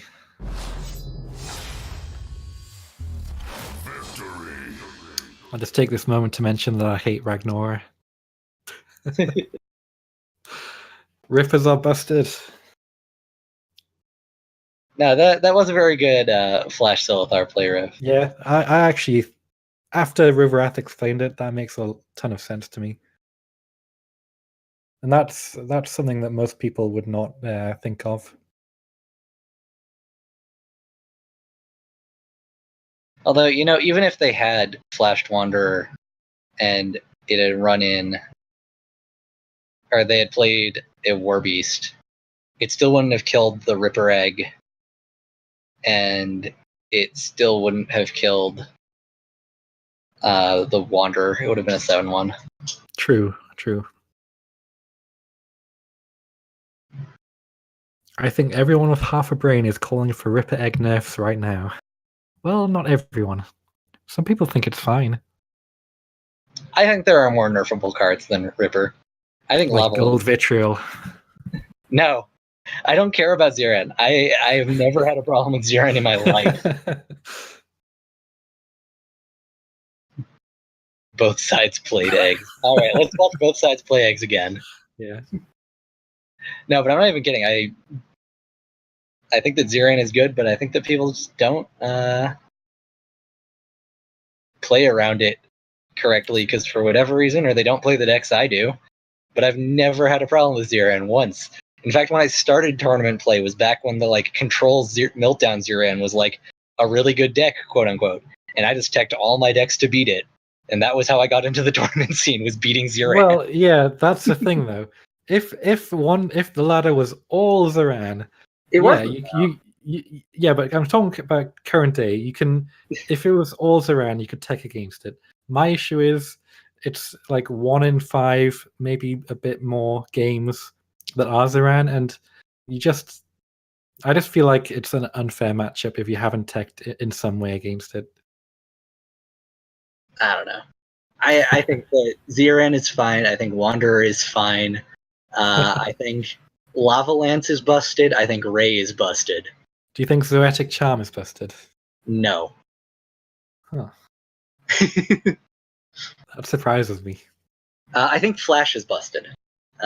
Flash is busted. Everyone knows that. Delete Flash. Yeah. So those are my top 3 picks on busted cards in my head is Lava Lance, and not necessarily in this order. Lava Lance, Flash, and Ray. Those are my 3 most busted cards. I would agree with that top 3 list, like no questions whatsoever. Those are the top 3 cards causing issues right now. But all right, let's go. Start this game. Also, Adjudicator, just for Jay, who just joined. No, Adjudicator enables Mantra, but Adjudicator also enables a lot of fun, stupid stuff, so I'd like it to stay around. It's also usually bad, you know? Even in situations where it is supposed to be good.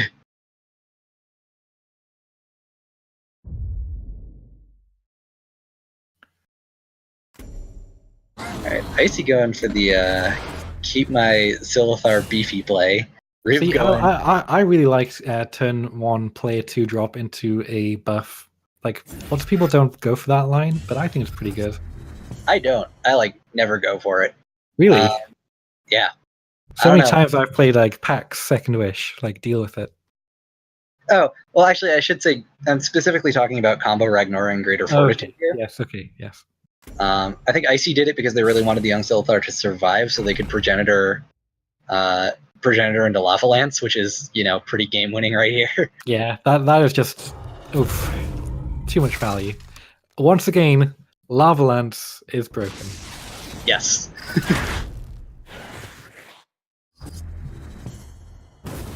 I'm loving that Juggernaut just sitting there. Yeah. Really beefy. Looking at the homeostatic rebuke. Doesn't quite match up well against the Juggernaut, although Icy doesn't have 6 mana, so they really don't have much to do on this turn, but they are pretty far ahead on board. I think you just pitch the Fortitude and look for anything. That's perfect draw. Yep. Man, these Wanderer decks and their perfect draws. Even when they don't have Wanderer in them, they're perfectly drawing.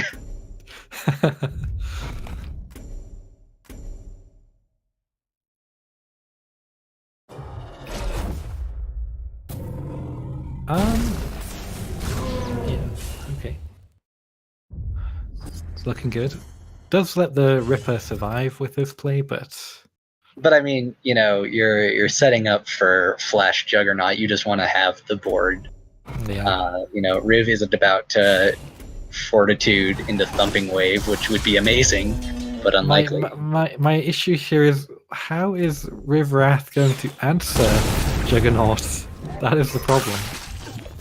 Well, if they can kill the Spelljammer, they can just natural it. True. Which they're going to be able to do. Yeah. Or no, wait, there's going to be 2 eggs. 2 eggs. No. 2 eggs, yeah. So, what do? I don't know. Also, Riv, it's funny that you say you don't run bad cards like Thumping, because I'm pretty sure there was a time where you were talking to me about how you run Thumping Wave in Wanderer Ragnora over Earth Sphere. So at one point I believe you did. I don't know about now. And Riv Bird to Lightbender. Oof, the Lightbender would have been pretty good to play here. This does not work as Riv wants it to. Yeah. I think it only spawns 1 egg though. Yeah, but there's even so. There's a 4/6 and a 9/11. But Icy not getting all the eggs they can. What's up with you guys? Come on!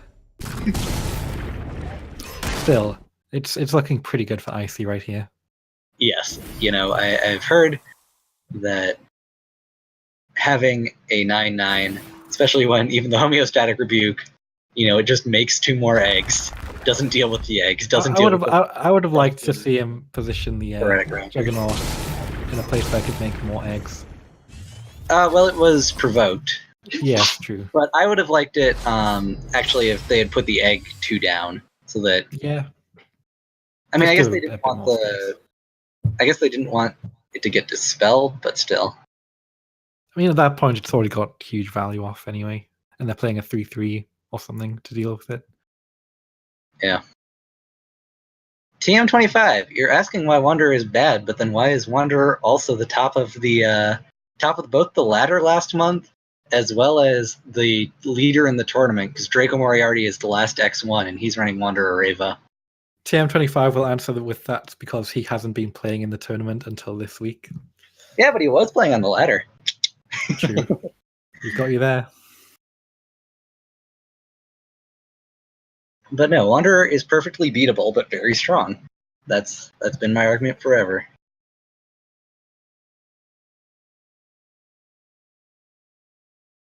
I mean, it's crazy when people not to pick on you so much there, Balloon, but people saying X person draws like a god. I feel like that just usually means that they're pretty good.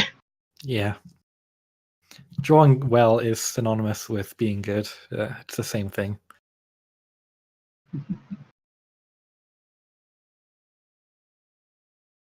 All right, well, let's start this. First of all, Lava Lance in both players' hands. Link, this is not the first match of the night. This is actually the third.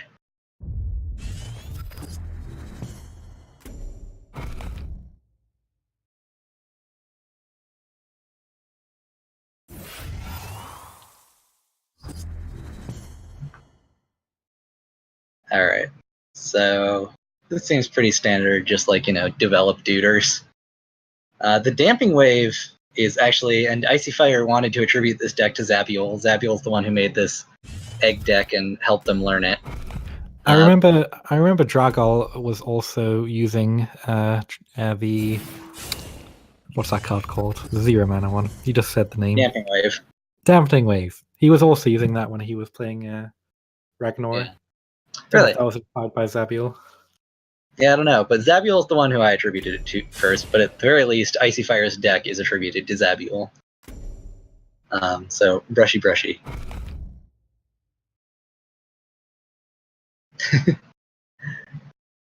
Yeah, he had... When you have Progenitor lands, I think you should go for it.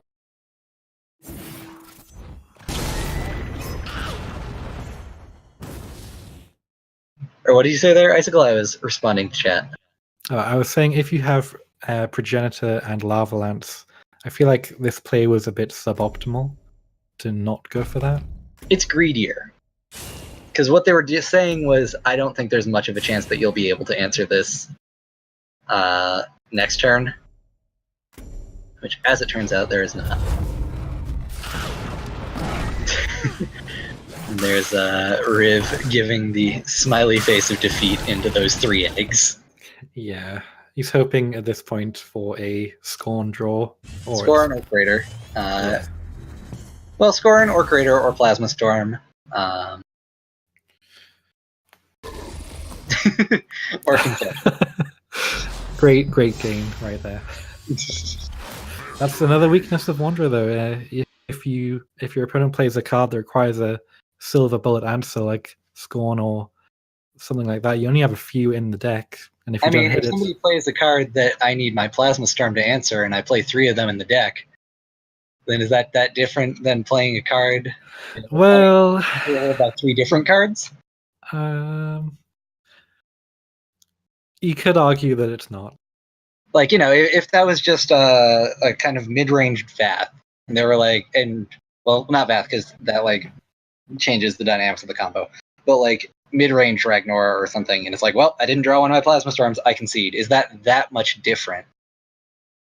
Not really. It's pretty similar.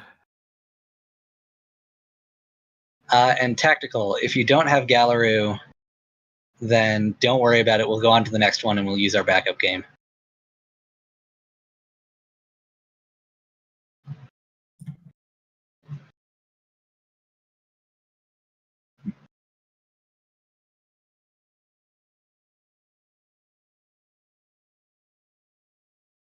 But yes, I feel like that speaks less to the inconsistency of Wanderer and more to the, like, ability for the Egg Ragnora combo decks to just create unbeatable boards early on. Yeah, and even if you clear the first board, they can just make another one very quickly. It is. If Progenitor is so broken, why didn't you nerf it? Exactly. You and Sibin are even back at CPG and being allowed to play in this tournament, and you still haven't nerfed anything. Come on! Yeah. It was in your nerf document. I'll show you a nerf document. Documents. It has to be in the game.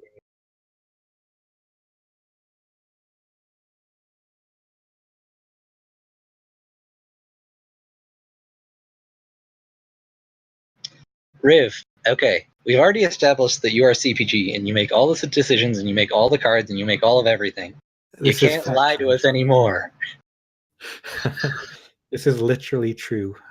Yeah. Nice try.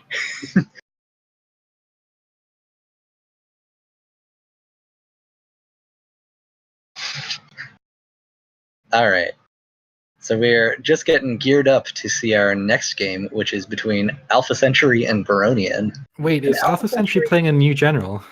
Yes. Alpha Century is actually playing a very interesting deck. I haven't seen this general or faction before in my life. Hey man, Vanar is not as bad as people say it is. it is not as straightforward as other decks to find how to play it right now.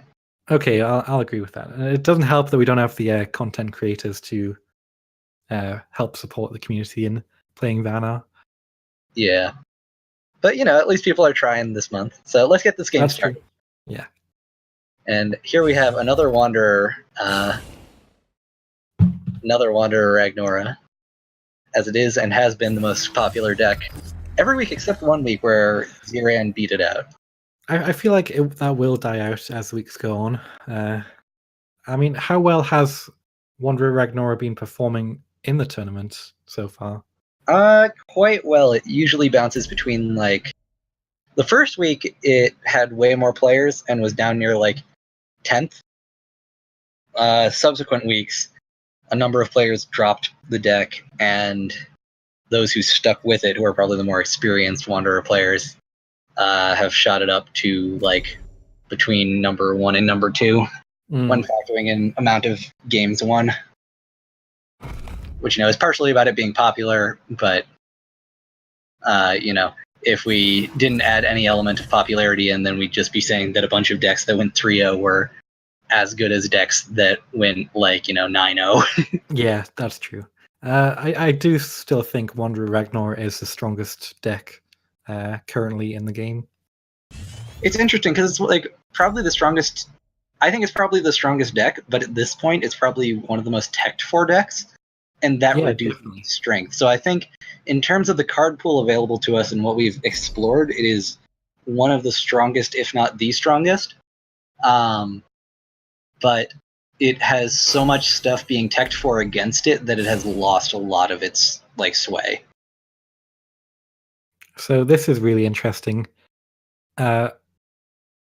Alpha has the ultimate counter to Wanderer in the form of Malicious Wisp, which is Vanar's saving grace right now. I actually really like the card. I don't think it's broken. Some people seem to think it is. Let me just tell you, Malicious Wisp is beyond broken in my mind, but the supporting factors in its faction are not. I mean, if a card is utterly broken, but it's in a faction that requires that for it to be worth playing at all, is it a bad thing? The card is still a bad thing, but its existence in the game is not. But that being said, I think everyone would obviously rather have one that's not broken and have the faction be healthier. Yeah, you want that power to be spread out over many cards at the end of the day. Yeah, but imagine if Fault had access to Malicious Wisp. Oh god, don't even give Malicious me that Wisp nightmare. into Stance Swirl Reader, Malicious Wisp into Fault Ray. You're on 2 mana. Go for it. I must say, I actually really find the games where I'm sitting on 3 mana and my opponent has 9 mana. I find those games utterly hilarious because you can still win. But yeah, it is really funny when they can't actually capitalize on it. Yeah. So Baronian going for a defensive Kujata, setting up for a Wanderer next turn. Yeah, but they put it in. Yeah, they put it in range. Yeah, you don't want to put your erratic raptor within range. That's the best trade-ins you can get with Crystal Wisp right there. Although maybe it was actually a super heads-up play because it only lets Alpha ramp once and not twice. Unless he has some sort of ping, but he doesn't. No. But, Alpha can Malicious Wisp, they can Kron. Probably not going to Bone Chill Barrier, if I had to hazard a guess. No, I'm currently not sure why that's in there. It is because Alpha runs Glacial Elemental, and it is for the Glacial Elemental Bone Chill Barrier clear. I haven't seen any other synergies with it when I was looking at their list, but somebody else. Go for a backline Kron. Yeah. Basically giving Baronian, he's basically saying, okay, you can have your Wanderer out. I'm going to keep on developing threats of my own. Well, Wanderer doesn't come out for another turn, so actually got a chance to deny this for 2 turns with Malicious Wisps if need be. Wait, is Kujata not reducing the cost? Oh, right, Kujata, I forgot. It was over in the corner. Yeah, that's fair enough. Baronian could wander. They could also Macanter into Blood zero Tier cost blood tier. clear. Yeah, I think I like that more. It clears his entire board. It clears his entire board, but it means you sacrifice your Macanter. I think I actually like Wanderer here better. Fae doesn't have a lot of ways to clear a Wanderer. Well, no, they do. But there's none in Alpha's hand. And yes, but Baronian doesn't know aspects that. is not actually that great because the aspects get a buff. I mean, imagine if you just dropped Wanderer here and he has a Hailstone Prison. It's true, but imagine if you go down 2 cards here and don't develop your board any more than that. True. I don't know. That's my kind of counterpoint is that, now Baronian's down to 4 cards in hand. They've dealt 4 damage to Fae, but Alpha's going to get a chance to just build whatever they want. Mighty Balloon, deck submission is in 3 hours. That reminds me, I have to submit my deck. Yes. I will remember. Those who have not submitted your decks, deck submission for next week is due in 3 hours. Please try and have stuff in on time. I really do appreciate it. So I wonder if he just goes for the second backline Chron.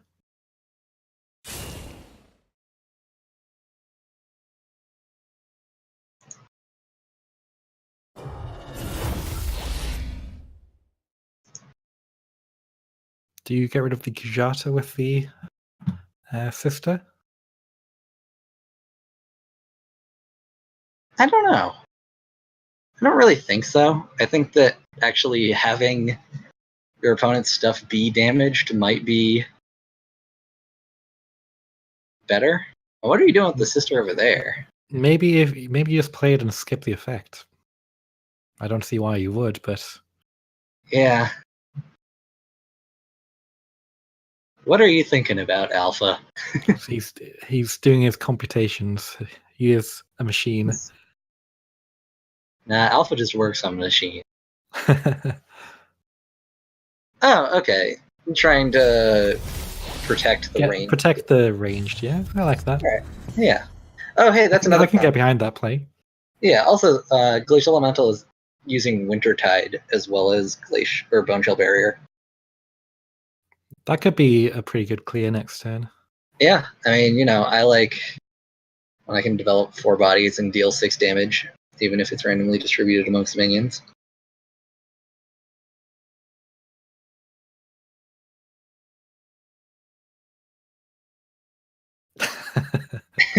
Yeah.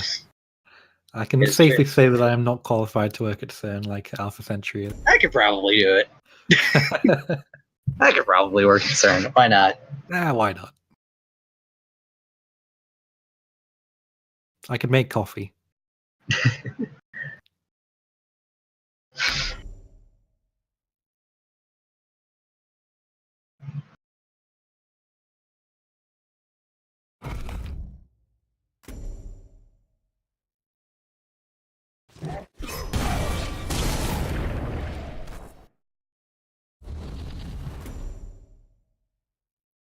I don't know, man. So I suppose... I'm still on the idea of working at CERN. The important stuff. Baronian is...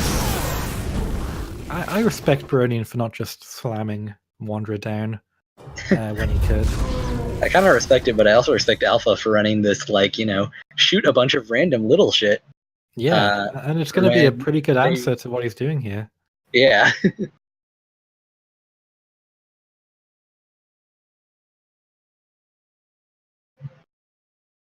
So you pitch the malicious. Ooh.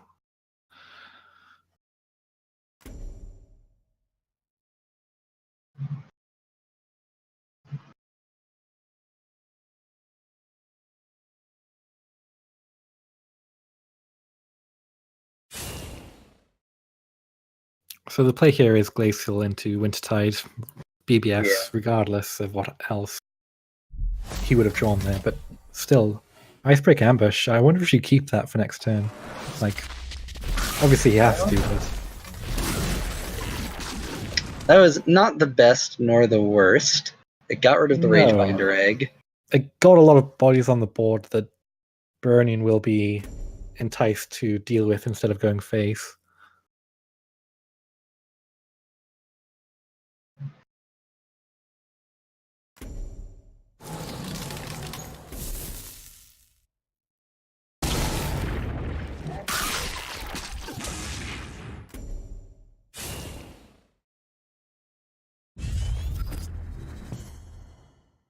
This is a very interesting board state. I find it. I actually think Alpha's onto something with this Wanderer deck. Not Wanderer, with this Vanar deck right here. It's got some really interesting synergies going on.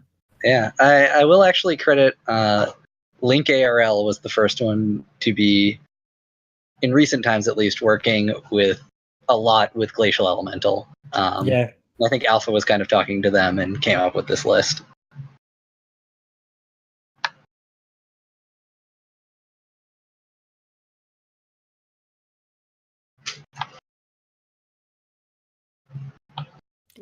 I can't actually tell who's winning here, but I think it's Alpha.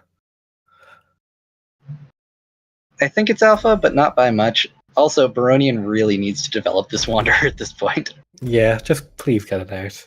Otherwise, you're just playing one of random cards. That's not great.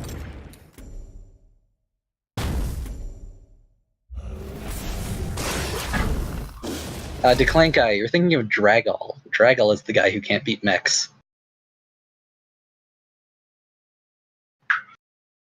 Oh man, he's still not developing the Wanderer. I mean, I guess killing the ranged dude is pretty okay and clearing that, and really doing most of this is pretty okay. Yeah, it's all pretty good stuff. But I think 7/7 on the board would be pretty good too.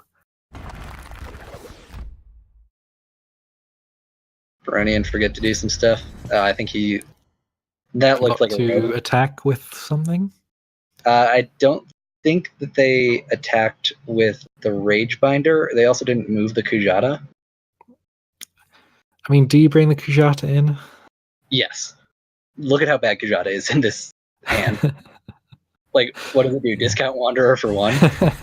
I mean, I guess what it allows you to do is play Wanderer plus Primus Fist plus Egg next turn.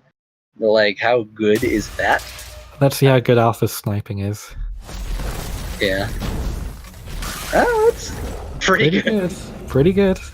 Honestly, that is pretty optimal in terms of sniping. Yeah.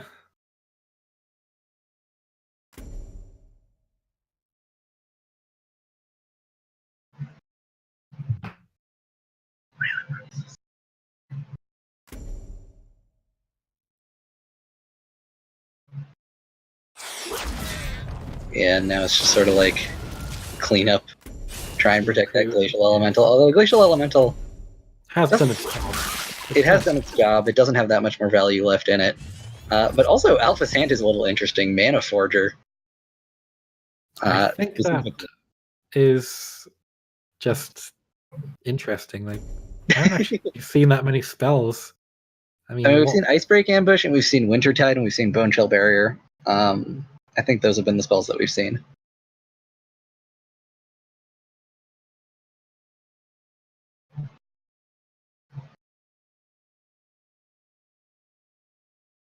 I mean, is it really a 3-mana cryo? Or is it a 5-mana cryo because you've played a 2-mana minion to play it at 3 mana?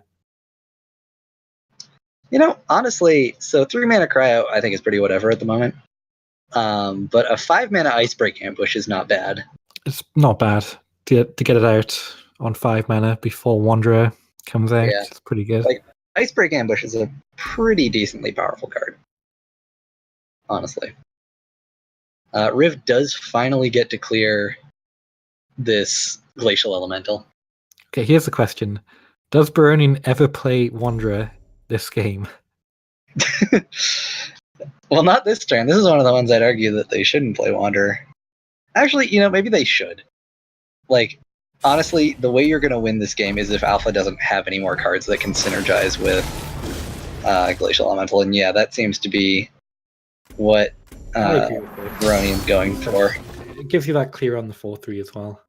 Yeah.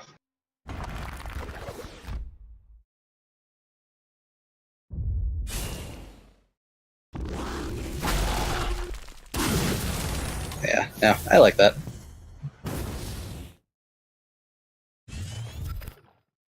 Wow. So he doesn't actually have a great answer, but he can fly the 4-4 and it will become a 2-4? Is No, it a 1-4. 1-4. Okay. Which means it can't kill the egg. Yeah. Yeah, this is looking rough for Alpha at this point. Even though they can develop an 8-9, the Ripper plus the Paragon can clear it. Oh, actually, people are bringing up how close Alpha is to lethal, or maybe they're bringing up how close Baronian is to lethal. I think Baronian is pretty close to lethal. Honestly, they're both pretty close. It's 2, 4, 6, 8. Yeah, but where's he going to find that remaining damage? He's only going to have BBS next turn. I mean, there's Bloodbound Mentors and stuff. True. I'm not saying it's easy, but I'm saying it's possible. And, if you're gonna win these matchups where you're behind, you got to go for those. Anything is possible. Oh, they are playing the 3-mana Cryo. Interesting. Oh yeah, So Cryo is pretty good at 0. Also, this is another part of Link Earl's combo, which is the fact that you play Cryo just for Glacial, so you have those board clear things online. Because you have the Vespers off of spells, multiple Vesper spells, like Bone Chill, like Wintertide, and Icebreak Ambush. I do think Glacial is one of Vanar's better cards. I think Glacial is what makes So, depending on how you build it, either Glacial or Animus Plate is what makes Vespers good, if they are to be good. Yeah, and I think board control is pretty good right now. Yes, but the thing is, Glacial was always unreliable because you can only have 3. But so playing the Cryo means you're playing at least 5 or 6. So do you just hit the general with the Ripper? How do you Paragon here? Do you egg Paragon? So I think what I like, I like going there.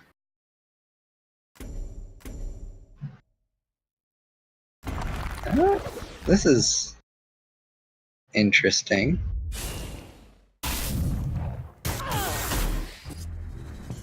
Oh, what? Roped again? Oh no. Man. That's some painful. That is painful. So I think what I would have done there is I would have used Bloodbound Mentor to clear the Glacial Elemental, Egg left and up, Paragon above, move Wanderer up. The ropes are real, though. For Baronian there. In fact, no, I don't. The Wanderer Rag players, go to hell. I don't mean that really. It's fine, but still. It's Wanderer Rag players, I'm on your side, but Alpha's playing the more interesting deck. Is my way of saying a similar thing. I assume the issue that Baronian had there was he was trying to figure out how to do the maximum amount of face damage and still have enough resources to clear the 8-9 with a Paragon. Yeah. Just took a bit too long on that. It's interesting. People are like, oh man, Wanderer Rag lost to this thing. I can tell you that Alpha beat this deck, or played this deck with the intention of beating Wanderer with it. Definitely. I think it's just designed to just play ahead on curve of the Wanderer, and deny them their 6-mana plays. Yeah. I mean, maybe Alpha was just like, YOLO, I'm gonna play this thing and hope it beats Wanderer. But when you're playing something like this, you're really, if you're playing something like this in a competitive setting and expecting to do anything better than terrible with it, you really need to kind of have actual matchups in mind that your quote-unquote mean deck beats, because that's what it's there for, is to beat those specific matchups, and you want those matchups to be the most common ones. And especially when you like look at someone like Baronian in your group and you're like, oh, they've been running Wanderer the past 3 weeks. I wonder if they'll run it again. You don't want to play a deck that just folds to it. So Question is, can Alpha's deck handle Flash Wanderer? it's got a Malicious Wisp. But let's see. does. Let's start this game. Also, to Clankai, I will say every deck is not nearly as interesting as, or a random deck on average is not nearly as interesting as Wanderer is to me.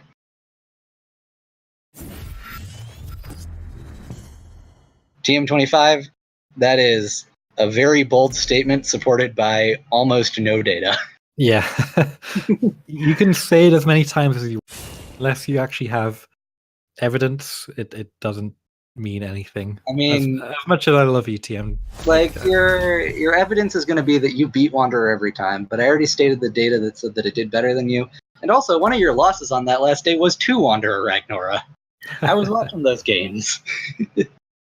So I don't know, man.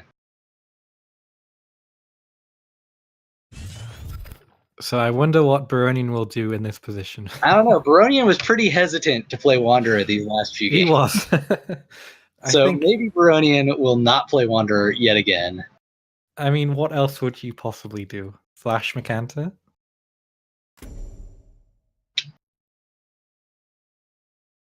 No. Although I guess in playing Wanderer, they do get to Bone Chill Barrier. But yeah.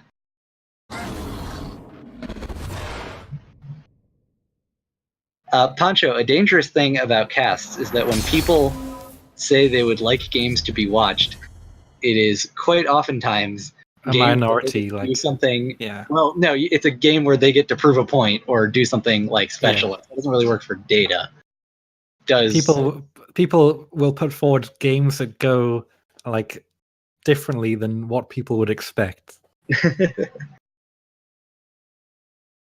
Yes, you can in fact spam "Why is everyone so bad?" If you would like. That is more accurate than saying "Why is Wanderer so bad?" Ooh, Alpha taking the 7 like a man. I like that. Getting that second Glacial. I mean, next turn they get to go Glacial into Bone Chill for that 12 damage AoE. Yeah, so he's going to have to put... spread, I should say. Not AoE. Yeah, so he's going to have to put down 7 HP worth of stats to have a board after this if he doesn't clear the first Glacial. Yeah.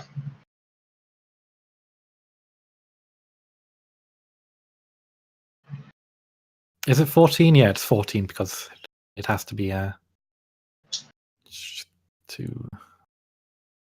how's it 14 damage, Linkal? Oh, it is 14 because the first Glacial triggers. Oh, I see. See, I told you, Link Arrow was the one putting this deck together. They're putting these things together, so I'm not surprised that they were able to correct us on that. Yes, I doubt that he can put like that much stats on the board this turn. So he does get a full clear.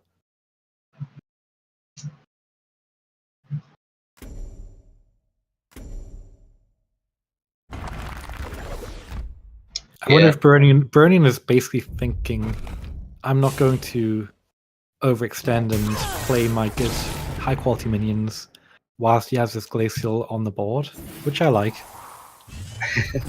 He could have played the Thunderhorn easily that turn, but he's just waiting for the Macanta on 6 mana. Yeah, no, and they want to protect that 6 mana. Yeah, Alpha has 2 more than exactly as much as necessary. As much mana or damage as necessary. So yeah, to clear this board, and they can even steal the tile. Which I think you want to do. I believe so. Yeah, pitching Wisp, It's surprising that Wisp hasn't been played in the matchup because people typically think of it as being like the ultimate counter. But I guess against Flash Wanderer, it just doesn't do anything. No, I would not be surprised to have seen it come down had Yeah. had that not been a Flash Wanderer.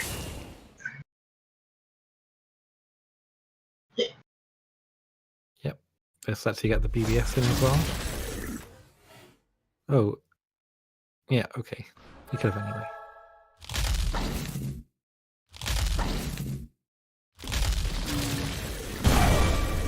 Yeah, now that's such a aesthetic clear getting to watch the little Gatling gun. Yeah. It's one of my favorite effects. Yeah. I mean, Glacial Elemental has, like, I don't know, I feel like it's always been a favorite of just newer players. And Unfortunately, it's a Baronian cool has. This is why people get tilted at Wanderer. It is. It's like, oh, I've developed this amazing board, but they have the perfect. Yeah, but, like, you look at Alpha's hand. Alpha didn't need any of that. Yeah, he's doing perfectly absolutely fine. Nothing. They're just going to slam a Quran now. That's true. It's just another turn where Baronian has no board.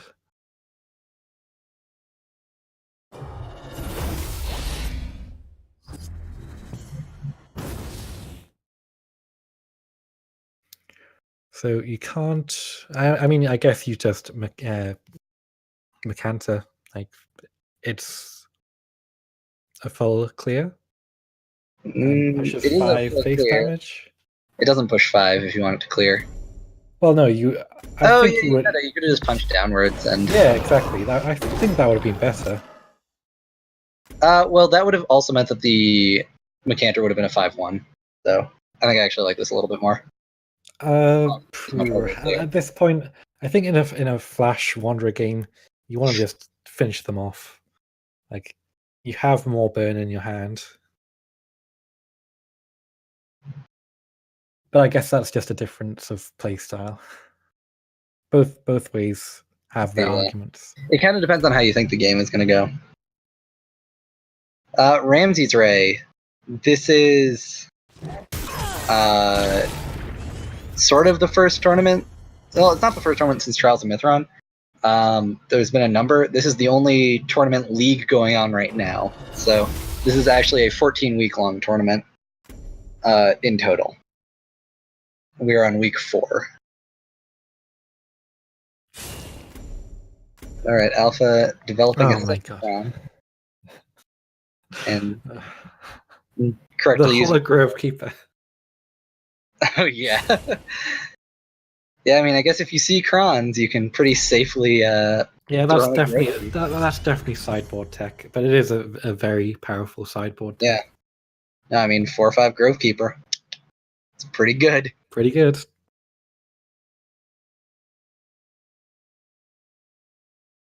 Can't quite get the full clear here, but that should be fine. I mean, it's basically saying, I'll remove your Kron and develop my own Kron for 5 mana. Yeah. I mean, Alpha does have the Frostburn. True, which is a good answer. The Grove Keeper got played into Warbird. Although he can still move. He can still move.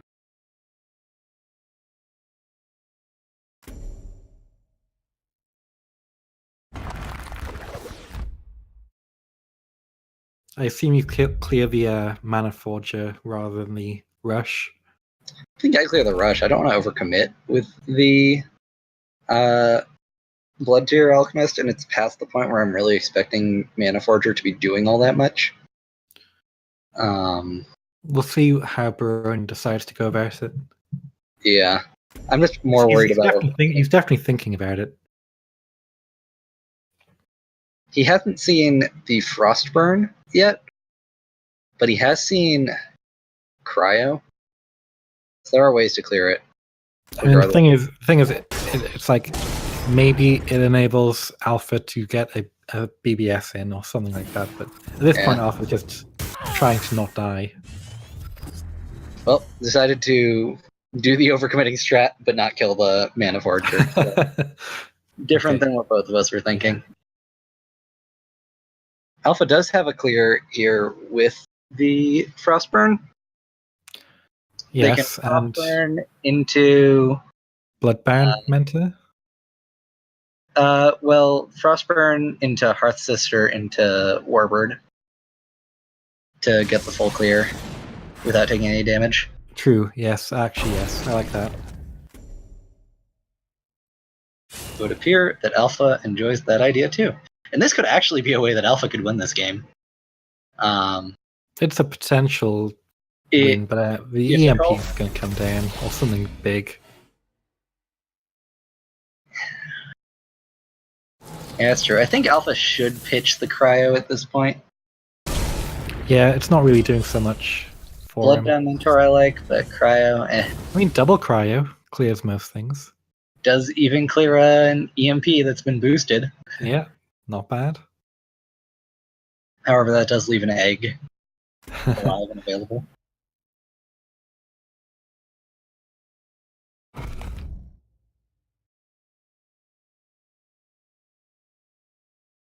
Yeah, I thought that Burning would go for the fizzling into Thunderhorn play. Yeah. No, that seems pretty fine. He's just trying to stop. Maybe. Oh, okay. He develops the egg as well. Yeah, that's. I kind of like the Pride Beak, although it is going to get punished by this double cryo, actually. Yeah. Whereas the Thunderhorn would not get punished by double cryo. Yeah, it still does, but he takes 4 damage to clear it, right? It was a 4 or 5. Yeah, I forgot it had 4 health, so it doesn't really. So an interesting thing here is that Alpha only has 1 Glacial left in their deck, but if they want a double cryo, they can cryo, replace the Glacial, and then cryo again to redraw the Glacial. True. Does not appear to be their game plan, though. I mean, if he had 2 Mana Forges out, this could actually be a... Wait. No, yeah, you would need 2 Mana Forges to be able to play everything in his hand, right? Yes. That is a true statement. That's a true statement. But I don't see an easy way out for Alpha here. Yeah. No, it is definitely not where you want to be.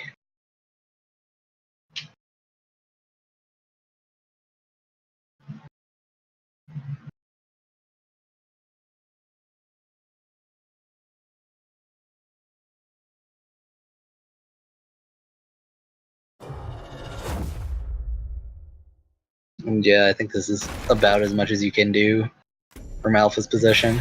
Yeah, you have to clear that egg. You have to clear the egg, yeah. I mean, he's not dead on board. Yeah, I mean, there are worlds in which Alpha Sentry does win this game. Not very easily, seeing as Warbird does 1 damage, but... I mean... Yeah, Alpha given that cry.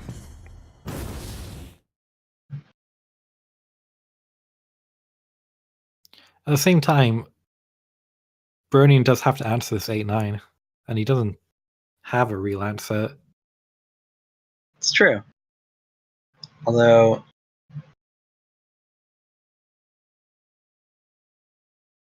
The Hailstone Prison from Alpha could actually be huge.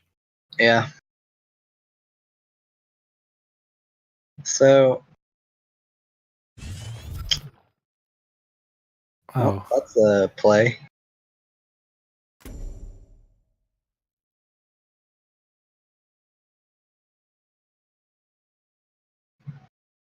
I wonder if they'll remember to homeostatic before attacking with the air, yeah. because that gets them 1 life. Or no, it's only when the opponent plays a spell. It's not when you play a spell. That'd be a way more powerful. That would be a much stronger card, yeah. As the case may be. Just 3 mana 4-wind, pretty good, but only heals. Yeah, 3 mana heal wind.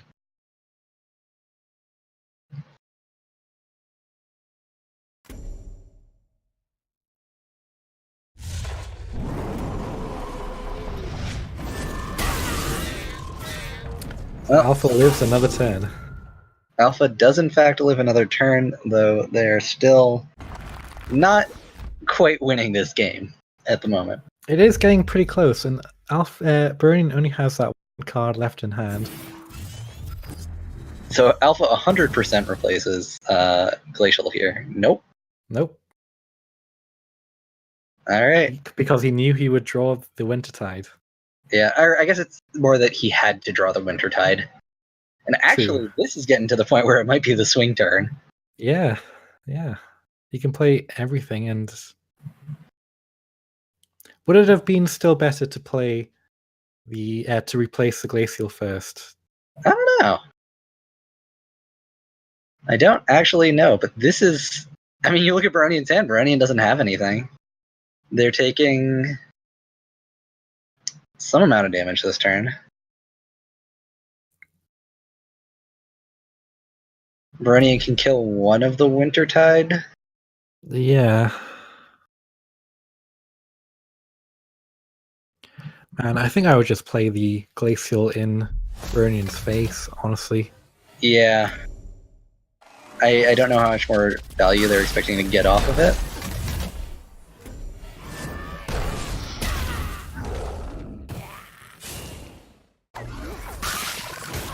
But, I mean, so how much damage does Alpha have now? 2, 4, 6, 8, 9, 10, 11, 12?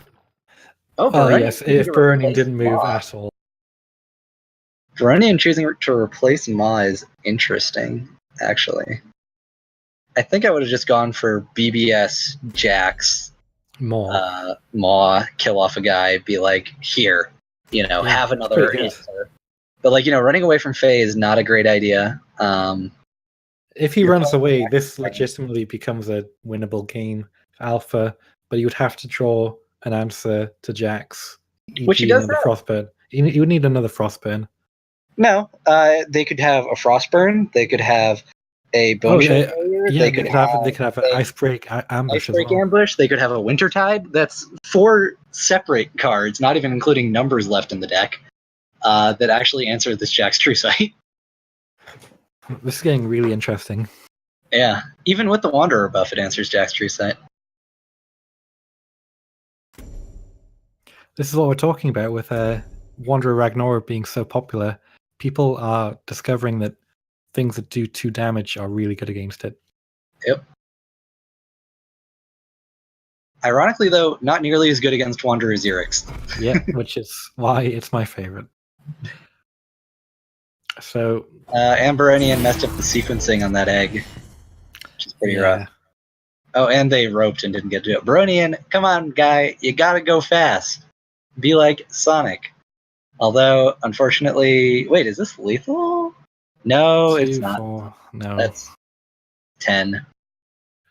Is it lethal for Alpha? On Alpha the next turn? No, it isn't. No, it's not. He would have 1 HP. So if Alpha doesn't remove one of these, if Alpha doesn't play the Cryo, then it's going to be lethal. If they do play the Cryo, then we got a game. He's going to play the Cryo. I have faith in Alpha. So do I. I mean, you don't want to put yourself down to 1 HP. Yeah. When you know that Wanderer has so many pings. Yeah. Alright, well, game is still live. Game is live. He's got the Bloodbound Mentor. Yeah, that's 4 more damage. Just eking out these tiny amounts of damage to... And I mean, so this is one of the things where I was talking about, where Vanar is much harder to play right now. Vanar is actually pretty decent if you're able to do this sort of thing where you're just eking the value out of everything, and you can beat very powerful decks with it. Do you double BBS or do you hold? I think you hold, because you're not going to be spending 9 mana next turn. Yeah. There's an Icebreak Ambush. Wow. If they replace the Crater... No, I think there's nothing Burning can actually... Well, he's going to play Crater. Yeah, I would definitely just go Crater, Progenitor, BBS. It's a very, very powerful turn. And probably, honestly, kill the Bloodbound Mentor with my Mini-Jax. Just to ensure that I don't die. Well, thing is, you want to set up for a 2-turn lethal here, but at the same time, Alpha's setting up for a 2-turn lethal. So what do you do? I mean, you also want to like, you'll have your 2-turn lethal more likely, I think. It is harder for them to deal with your board and stop this. Although, I guess, they could go into Frostburn. Yeah, But I think their you answers are replace the limited. BBS. Yeah, and I like that placement on BBS. Yep. I like this play. Very unlike It was very, very clean.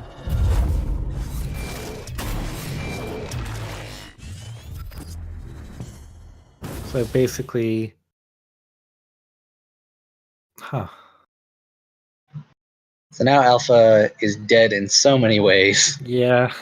Although, if they replace into 2 damage, Alpha wins. I think that's what you got to do, right?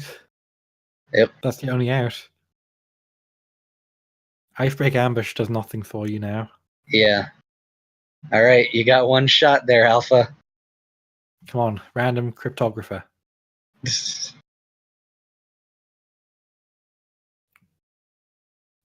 Yeah, another mentor wins him the game. And he got draws it. He draws I told you, it's about eking out those little points of damage everywhere you can. With the well played. That was a well played game. That was an extremely well played game. And this was the Flash Wanderer game, right? Exactly. Really well played. And people are talking about the fact that it came down to a last minute replace. But that's not the point. The point is that it was built up to the fact where even in this game where he's been kind of behind most of it, Alpha was able to pull this off. Yeah. And it was due to a card that has been mostly written off, Glacial Elemental. Yeah. No, so congratulations to Alpha Sentry. That was... Yeah. Those are my favorite games so far. That's part of why I love Wanderer so much. I don't know. I so rarely watch bad Wanderer games. Yeah. All right, so for our last one, I know that this has been very requested and very desired by one player, and that player is Rockin', who has lucked out on getting to view it today. But they've reminded me multiple times that they wanted it casted. Okay, I will be right back. Just 1 second. All right.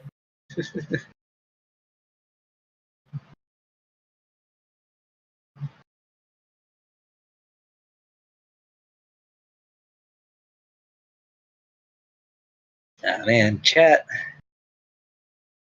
being mean. Rusty Rat, before this game, before Alpha and Baronian, we streamed... Let me refer to the list, because I forget. Starkly vs. Spammer Noob and Pancho Mango vs. Hobo Trash Can Fire.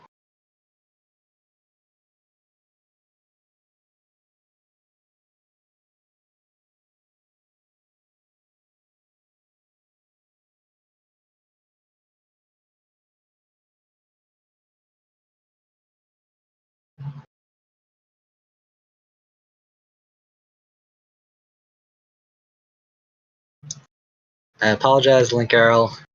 No Link Arrow games this week. But in terms of what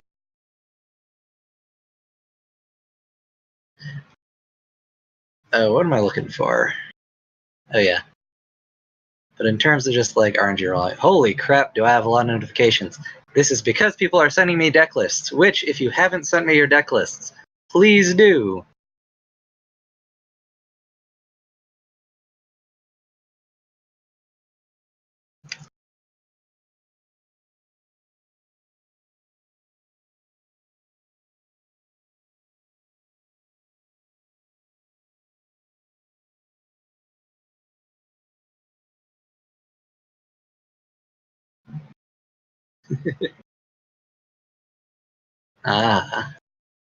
But it was Fey Wanderer. Fey Wanderer is probably, or Vanar Wanderer is almost certainly the least played of the Wanderers. Although actually, Wanderer Brome might be the least played Wanderer at this point.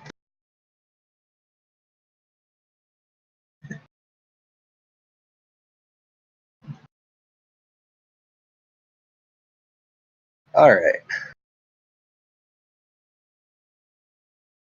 Tactical, why don't we get this started while we're waiting for Jason or Icicle to come back? I'm sure the first turns are going to be exhilarating in us watching Rockin develop either a Celebrant or a Golem Metallurgist. Am I stepping in here? Am I? If you want to step in, you don't have to step in. I can cast the first couple turns of a game. I just didn't want to have people sitting around too long. Hello, I am back. All right. I was about to step in for you, man. I was about to replace you. Hey, Tactical, you should come in. 3-man cast. I'm totally down for that. I'm actually kind of working too, so that's okay. Including double duty. So I'm gonna I'll leave you to it. No, thank you for doing all the protection work, by the way. Yes, definitely. Much appreciated. But all right, let's get in here now that we've got Icicle back.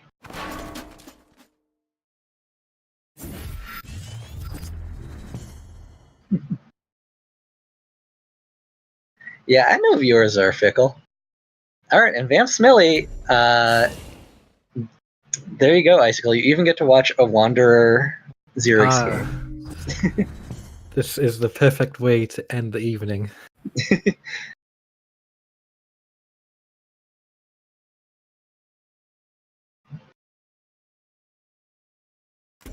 It was pretty standard turns on both sides. I do have to say, I do really appreciate Bright Moss Golem. I feel like Bright Moss Golem doesn't get enough appreciation. I have lost every single game where my opponent has curved Metallurgist into Bright Moss Golem without fault. Right? It is such a huge minion.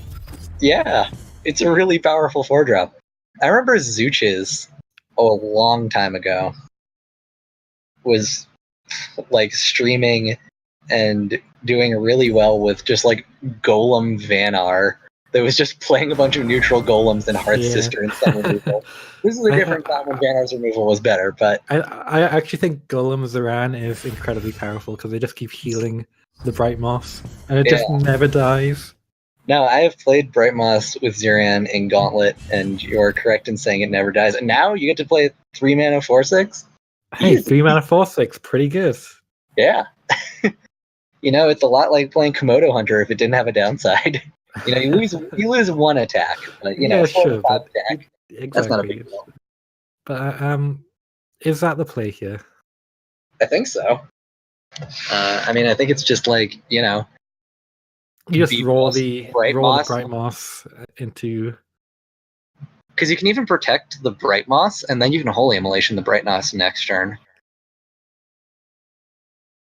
Yeah, rock and playing golems. Very appropriate. Yeah, for our rock-themed end of the day. If you want to, you could even get the full clear if you go into Tempest. So you can just punch and then run over and punch Shiro. Yeah, this is actually probably a little bit better. I was a little bit worried about going down on cards, but they're running Trinity Oath. It's not that bad. But yeah, no. It does make his board a bit more susceptible to removal, but it's what removal in yeah, exactly. in Vitruvian. It's not really weak to Blood of Air. I guess it is in a way, but you'd be still left with 1 minion. Skippy is so awkward here too. Well, no, they can get it down, so they can actually get a Lionar artifact. Which Lionar has some of the better Skippy targets, honestly. He does. It just doesn't feel great to play 3/3s and 1/3s into this board. Yeah, no, it's real rough. I think I would have played the Skippy a little more defensively, just to try and have access to it as a 3/3. Honestly, Aethermaster doesn't do that much. But, now they can just punch Xerix, Holy Immolation, punch.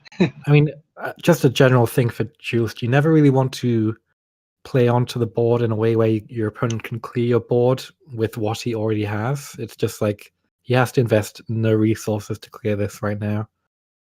Yeah. Or they could leave a card up and push a lot of face damage if they want. Rockin' is spoiled for options at this point in the game.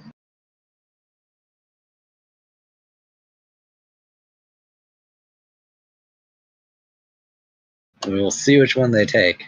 Nah, I don't like clearing the Aether Master. I liked pushing face damage. Yeah. I mean, sure, you push... You still push... how much face damage? 6, 10, 12? 6. But this is the kind of thing where Wanderer can have a turn where they can swing things back if they have the correct cards. If it's Blood Tier into Paragon, suddenly you have a turn of doing nothing if you're rocking. You can Tempest and push more face damage. I mean, he does have the first part. Also, there unfortunately is not the Blood Tier to follow up, which makes this play much weaker.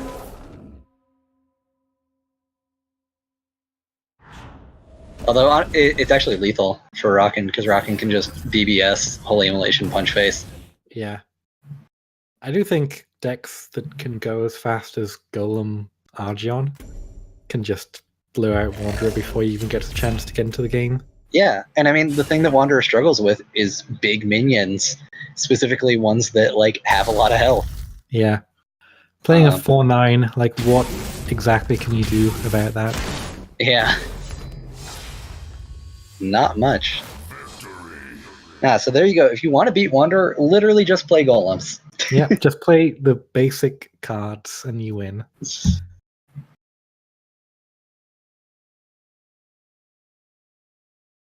Heck, just put a Storm Metal in there.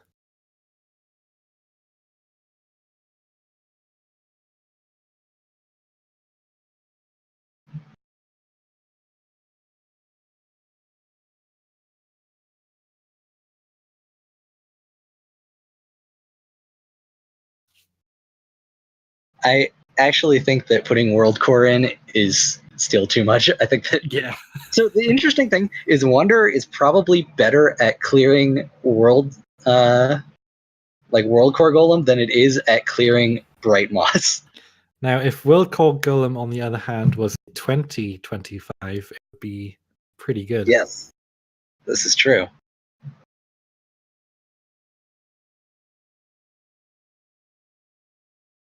Okay, so... Yeah.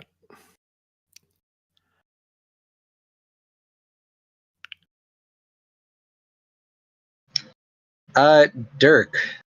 The deck lists are posted in two places, in the tournament report, as well as, 3-0 deck lists are placed in the tournament report.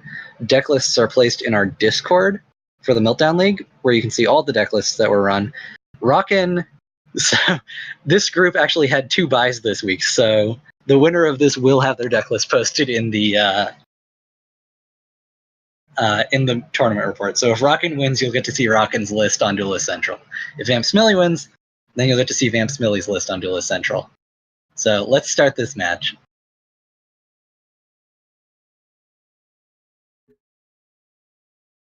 And I'll send a link. Yo, Icicle, take over for a moment. Yes, not a problem. For links. So straight away, tagged me. Straight away, you can see that Vamp Smile actually has a much better turn 1 player 2. He's not just developing Sheer by itself, he can play Sheer into packs. But at the same time, I'm seeing a lot of really strong synergies for Rockin' next turn, i.e. he could play Warblade and that one card that I cannot remember the name of. Guys, tell me what that card is called. The 3/3, the 3/4 Golem. What's it called? Come on. Blood Shard? No, the Soul Pontiff. There we go. Oh, Soul Pontiff. Gotcha. 3/4, not 4/3. Yeah, thank you, chat. So I think that is going to be the play. You just drop the Soul Pontiff and the Warblade.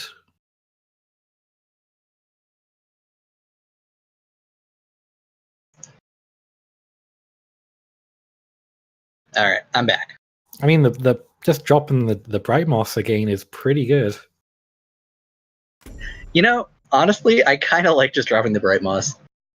It's going to take a lot of resources to kill that Bright Moss. It means you don't go down on cards. I mean, if it lives, you can threaten Holy Immolation, or the fact is that Vitruvian has no way to remove that pre-5 mana. Yeah. And then you're guaranteed to have a golem on board that you can still buff next turn. Yeah. And I mean, the thing is, Wanderer Xerix, it runs 2, not 6 5-mana removal spells. Yeah. So I'm a bit confused by the positioning of the Bright Moss there. Would it not have been better to block that tile? No, I guess not.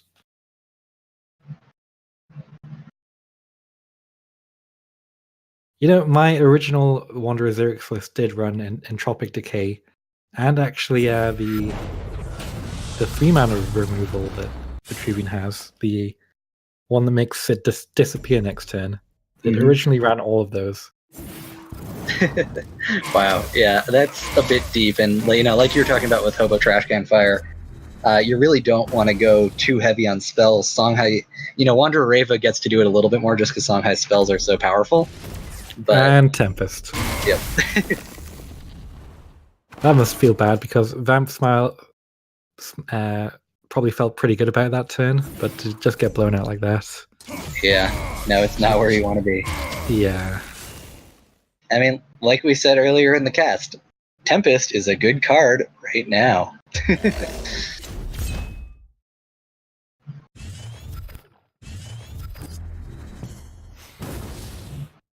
I'm just never seeing a situation here where Vamp Smile will be able to play Wanderer because he will never have board control. I mean, admittedly, against golems, you can just play a big fat nerd. That's true. Right? Yeah. It's certainly not the worst thing you can be doing with your time. Unfortunately, Rockin does have the Aperian's Claim, but that wouldn't come down for another turn.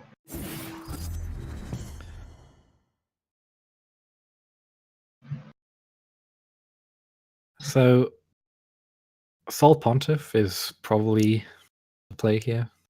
Yeah, Sol Pontiff. I feel like you replace the Vanquisher. Do you really need it? Not really, no.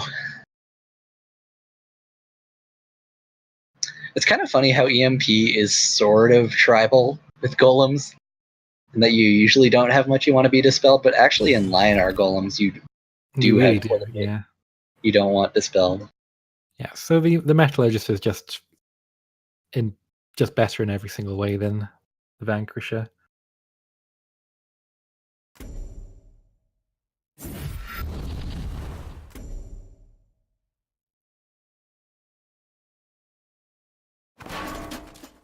Let's see if he remembers it has Zeal. He does. Yep.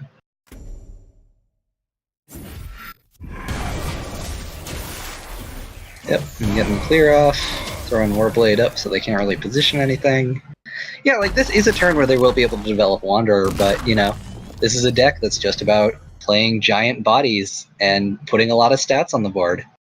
I don't know how I feel about this Aymara. I don't like the Aymara. I don't like it when my 6-drop gets eaten by a 3-drop. Although, it does put Rockin to 8, but you don't have a lot of burst in your hand if you're Vamps Melee right now.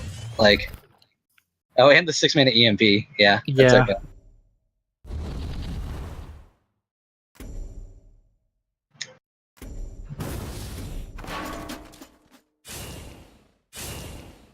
Yeah, and Rockin blocking off the Aymara. I like the double block. Yeah, so do I. It means if they don't have or if they have Blood of Air. Would Blood of Air Rash's Curse even kill them? No, it wouldn't. Alright, now we have a stat slugfest right here. The best kind of duelist. Honestly, it's my favorite. Same here. I like putting cards on the board. I like smacking them. I like combo them all. Who has the biggest, baddest minions? Yeah. And that's how duelist is meant to be. Well, actually, no, it's not a stat slugfest. It's an Aperian's Claim. Oh, right. You have to do a 3x3 area, so you have to That's move. one of the interesting things about Superions. So as a fun fact, you didn't have to do things like that, and I actually submitted a bug report once because it was Sunbloom was more or less powerful depending on where you were on the board. Because it was Really? more modular at the top of the board than Yeah. it was at the bottom, because you could do 2. Wow. But then they changed that. So, do you just clear the Wanderer with EMP then? And play another EMP in his face?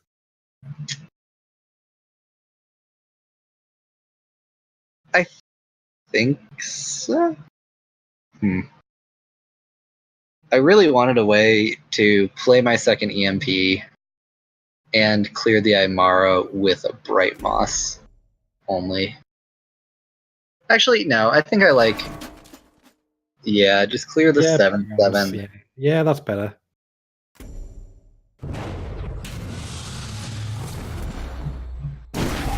I don't know how I feel about this. I kind of like using the EMP to clear the Aymara. Well, actually, I guess Golem Metallurgist isn't really doing anything. Ooh, this is where Lost in the Desert comes in. Lost in the Desert, yeah.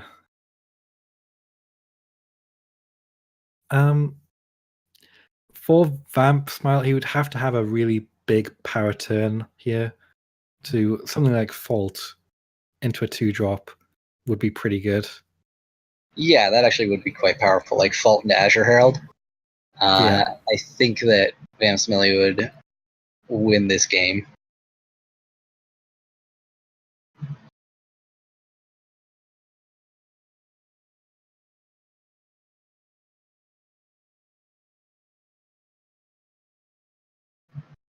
Alternatively, Monolithic Visions into 6 Lost in the Deserts. They're only on 8 mana though, so you gotta wait to draw that next turn. Yeah, no way for Rockin' to win here. I think you play the second EMP though and deny them the draw. Yeah.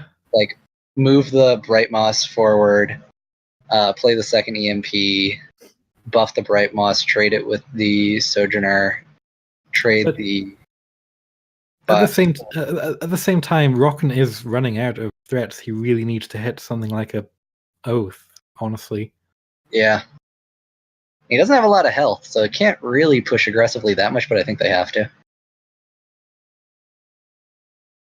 Well, I don't know, they can't do all that and develop the EMP. No.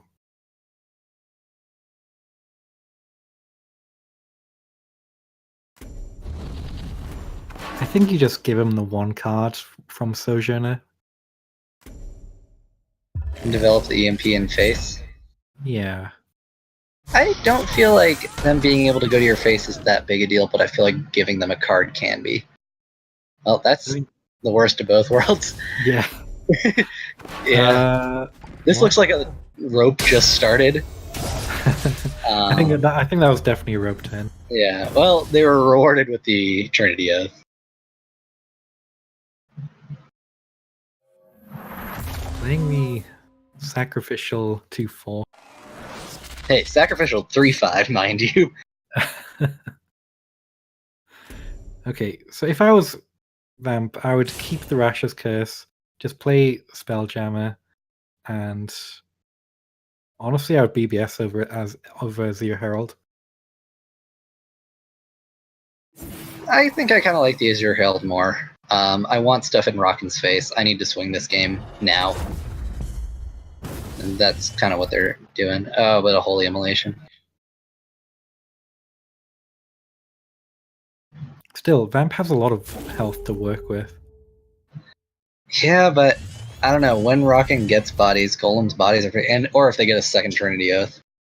I hear that gets things fairly growthy as well. And generally, I don't think this Xerix list is running something ridiculous like Monolithic Visions. He would need... I don't know what he could draw. Because if he uses Tempest here, he could draw Jax, and that could be pretty good. Yeah.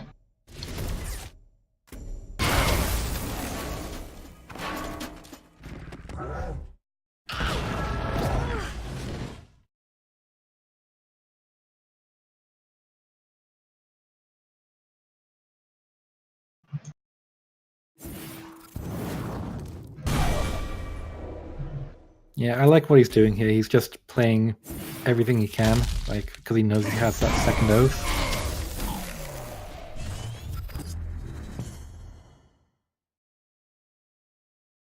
Really, I'm surprised that Vamp would replace the Rash's Curse over... Oh, yes. Okay, that makes more sense. I'm still surprised. I don't like Celebrant in basically any scenario right now. Yeah, but he had the... he was going for 2 replaces. You still want to replace the weaker card first. Yeah, I mean, maybe if they're playing Dream Shaper, but that seems a little ambitious.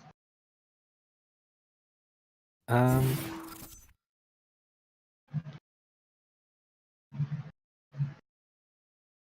know how I feel about this. Yeah. I mean, I guess it does push him forward. It does clear the EMP. He's trying to get in there and actually end the game. Yeah. Well, I mean, they've got a powerful tempo turn next turn. Yeah. They've got a pretty rough double 4-drop immolation here. Yeah, it is extremely rough.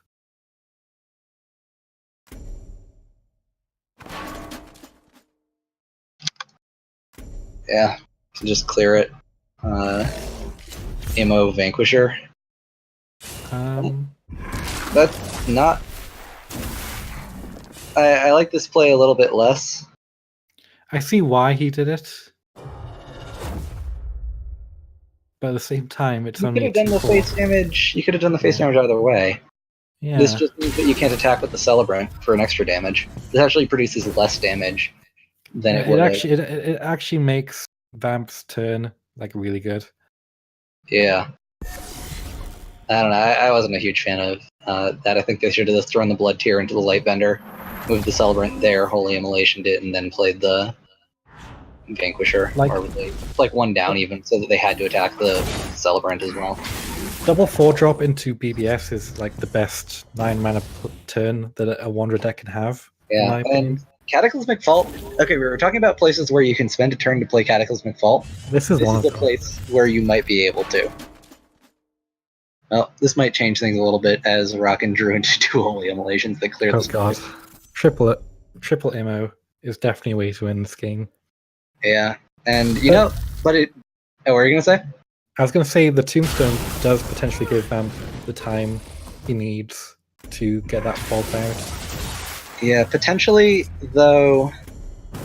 Well, no, it's gonna buy them some time. They should definitely run away right now. I would run 2 spaces back right in the corner. Yeah.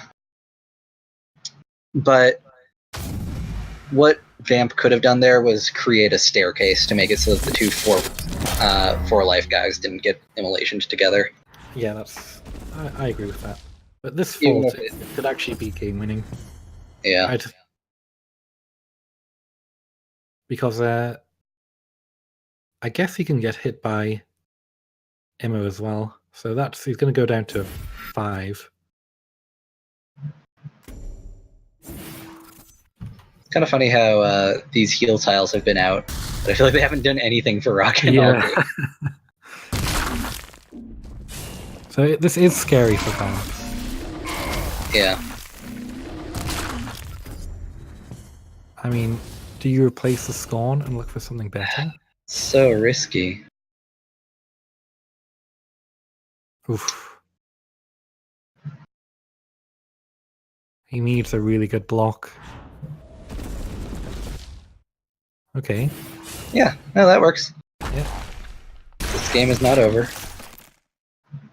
And that's a lot of power. Wanderer faults are not easy to break.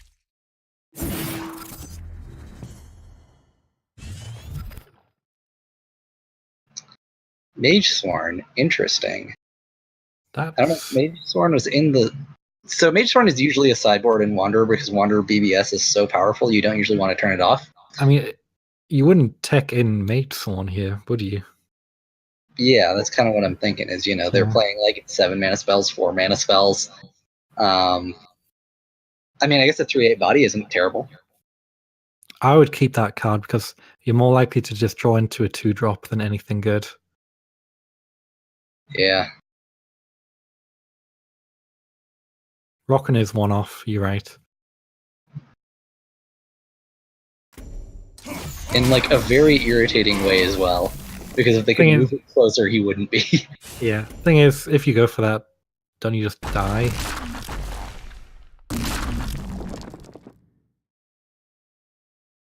You're not dead on board, but yes, there's not much you can draw into. I mean, Blood Tier would be the best draw. That's fair. No, or Tempest. Yeah. No, you attack here and you try and draw the Tempest because you're not dead on board. But then your opponent plays Matesworn randomly and laughs. That's true. Matesworn does block a lot of the lethals that would be occurring naturally. Yeah. So in this case, I would keep the Matesworn. No, don't play. Yeah, there you go. Yeah, at least no! Don't do it! Don't do it! Don't miss all those Iron Dervishes. Oh man, don't do it. Man. Oh man, he's gonna do it. Oh man, you'd miss 3 Iron Dervishes. Oh, he's not doing it. Thank God. Yeah. All right. We have remembered how the fault. That is a mistake that even I made after playing Fault. Although this is bold because now they can't clear both. God.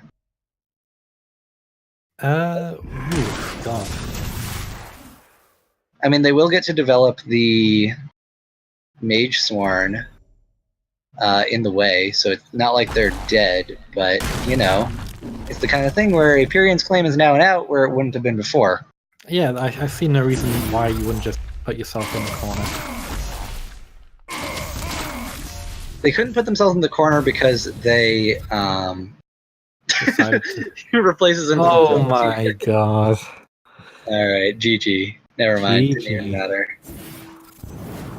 Not even close. Although I will say to Rockin's benefit, that was the out they had. Yeah, it was. He runs the card, it is an out. Yep. And if they try and backed up and tried to be defensive in that last turn when they pushed 4 face, they would have lost the game. Yeah. So, rip in Wanderer. This has been a week of Wanderer losing on stream. We'll see how the data plays out in terms of it losing in tournament. But I'm pretty sure there's quite a few Wanderers still near the top of the... Make sure you check out the tournament reports and things to actually see the specific win rates of Wanderer, and I guarantee you it is not as bad as it looks on stream today. It is not as bad as the people reporting that they want to show that they beat Wanderer make it out. Exactly. This is biased news.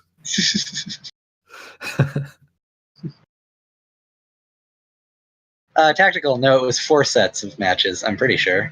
We didn't do 5, did we? It was 5, yeah. It was 5? Wow. 5 sets of Duelist in under 3 hours. I'd like to send a special thank you to Riveraft for conceding on turn 3. I think that contributed to this achievement. But yes, also thank you everybody for coming home or coming here. Meltdown Town is all of our home. Yeah, and thank you, our hacker, for letting me cast these games. It's been lots of fun. Totally. Like to have variety of casters. Yeah. But yeah, no, I had a great time. I'm going to be collecting deck lists. Those of you who haven't submitted your deck lists for week 5, please do. Tournament report should be out in the next couple days. I still have to do the archetype data and the just general statistics and standings. I'm planning on doing that at some point tonight, but I also have to eat. Eating is good for you kids. But no, thank you everybody. Yeah, thanks everyone. And also thank you, Tactical, for doing the that stuff, the background producer-y stuff. And thank you, Icicle, again for joining us this week. And good luck to everyone that's participating in this week's Meltdown League. Indeed. And if you want to participate, you can still join. Anyone can join at basically any time. If you play for at least 3 weeks, you are entered into the Last Chance tournament. So joining late, you still got a shot. We are happy to take you. All right. Peace out, everyone. Peace. Good night.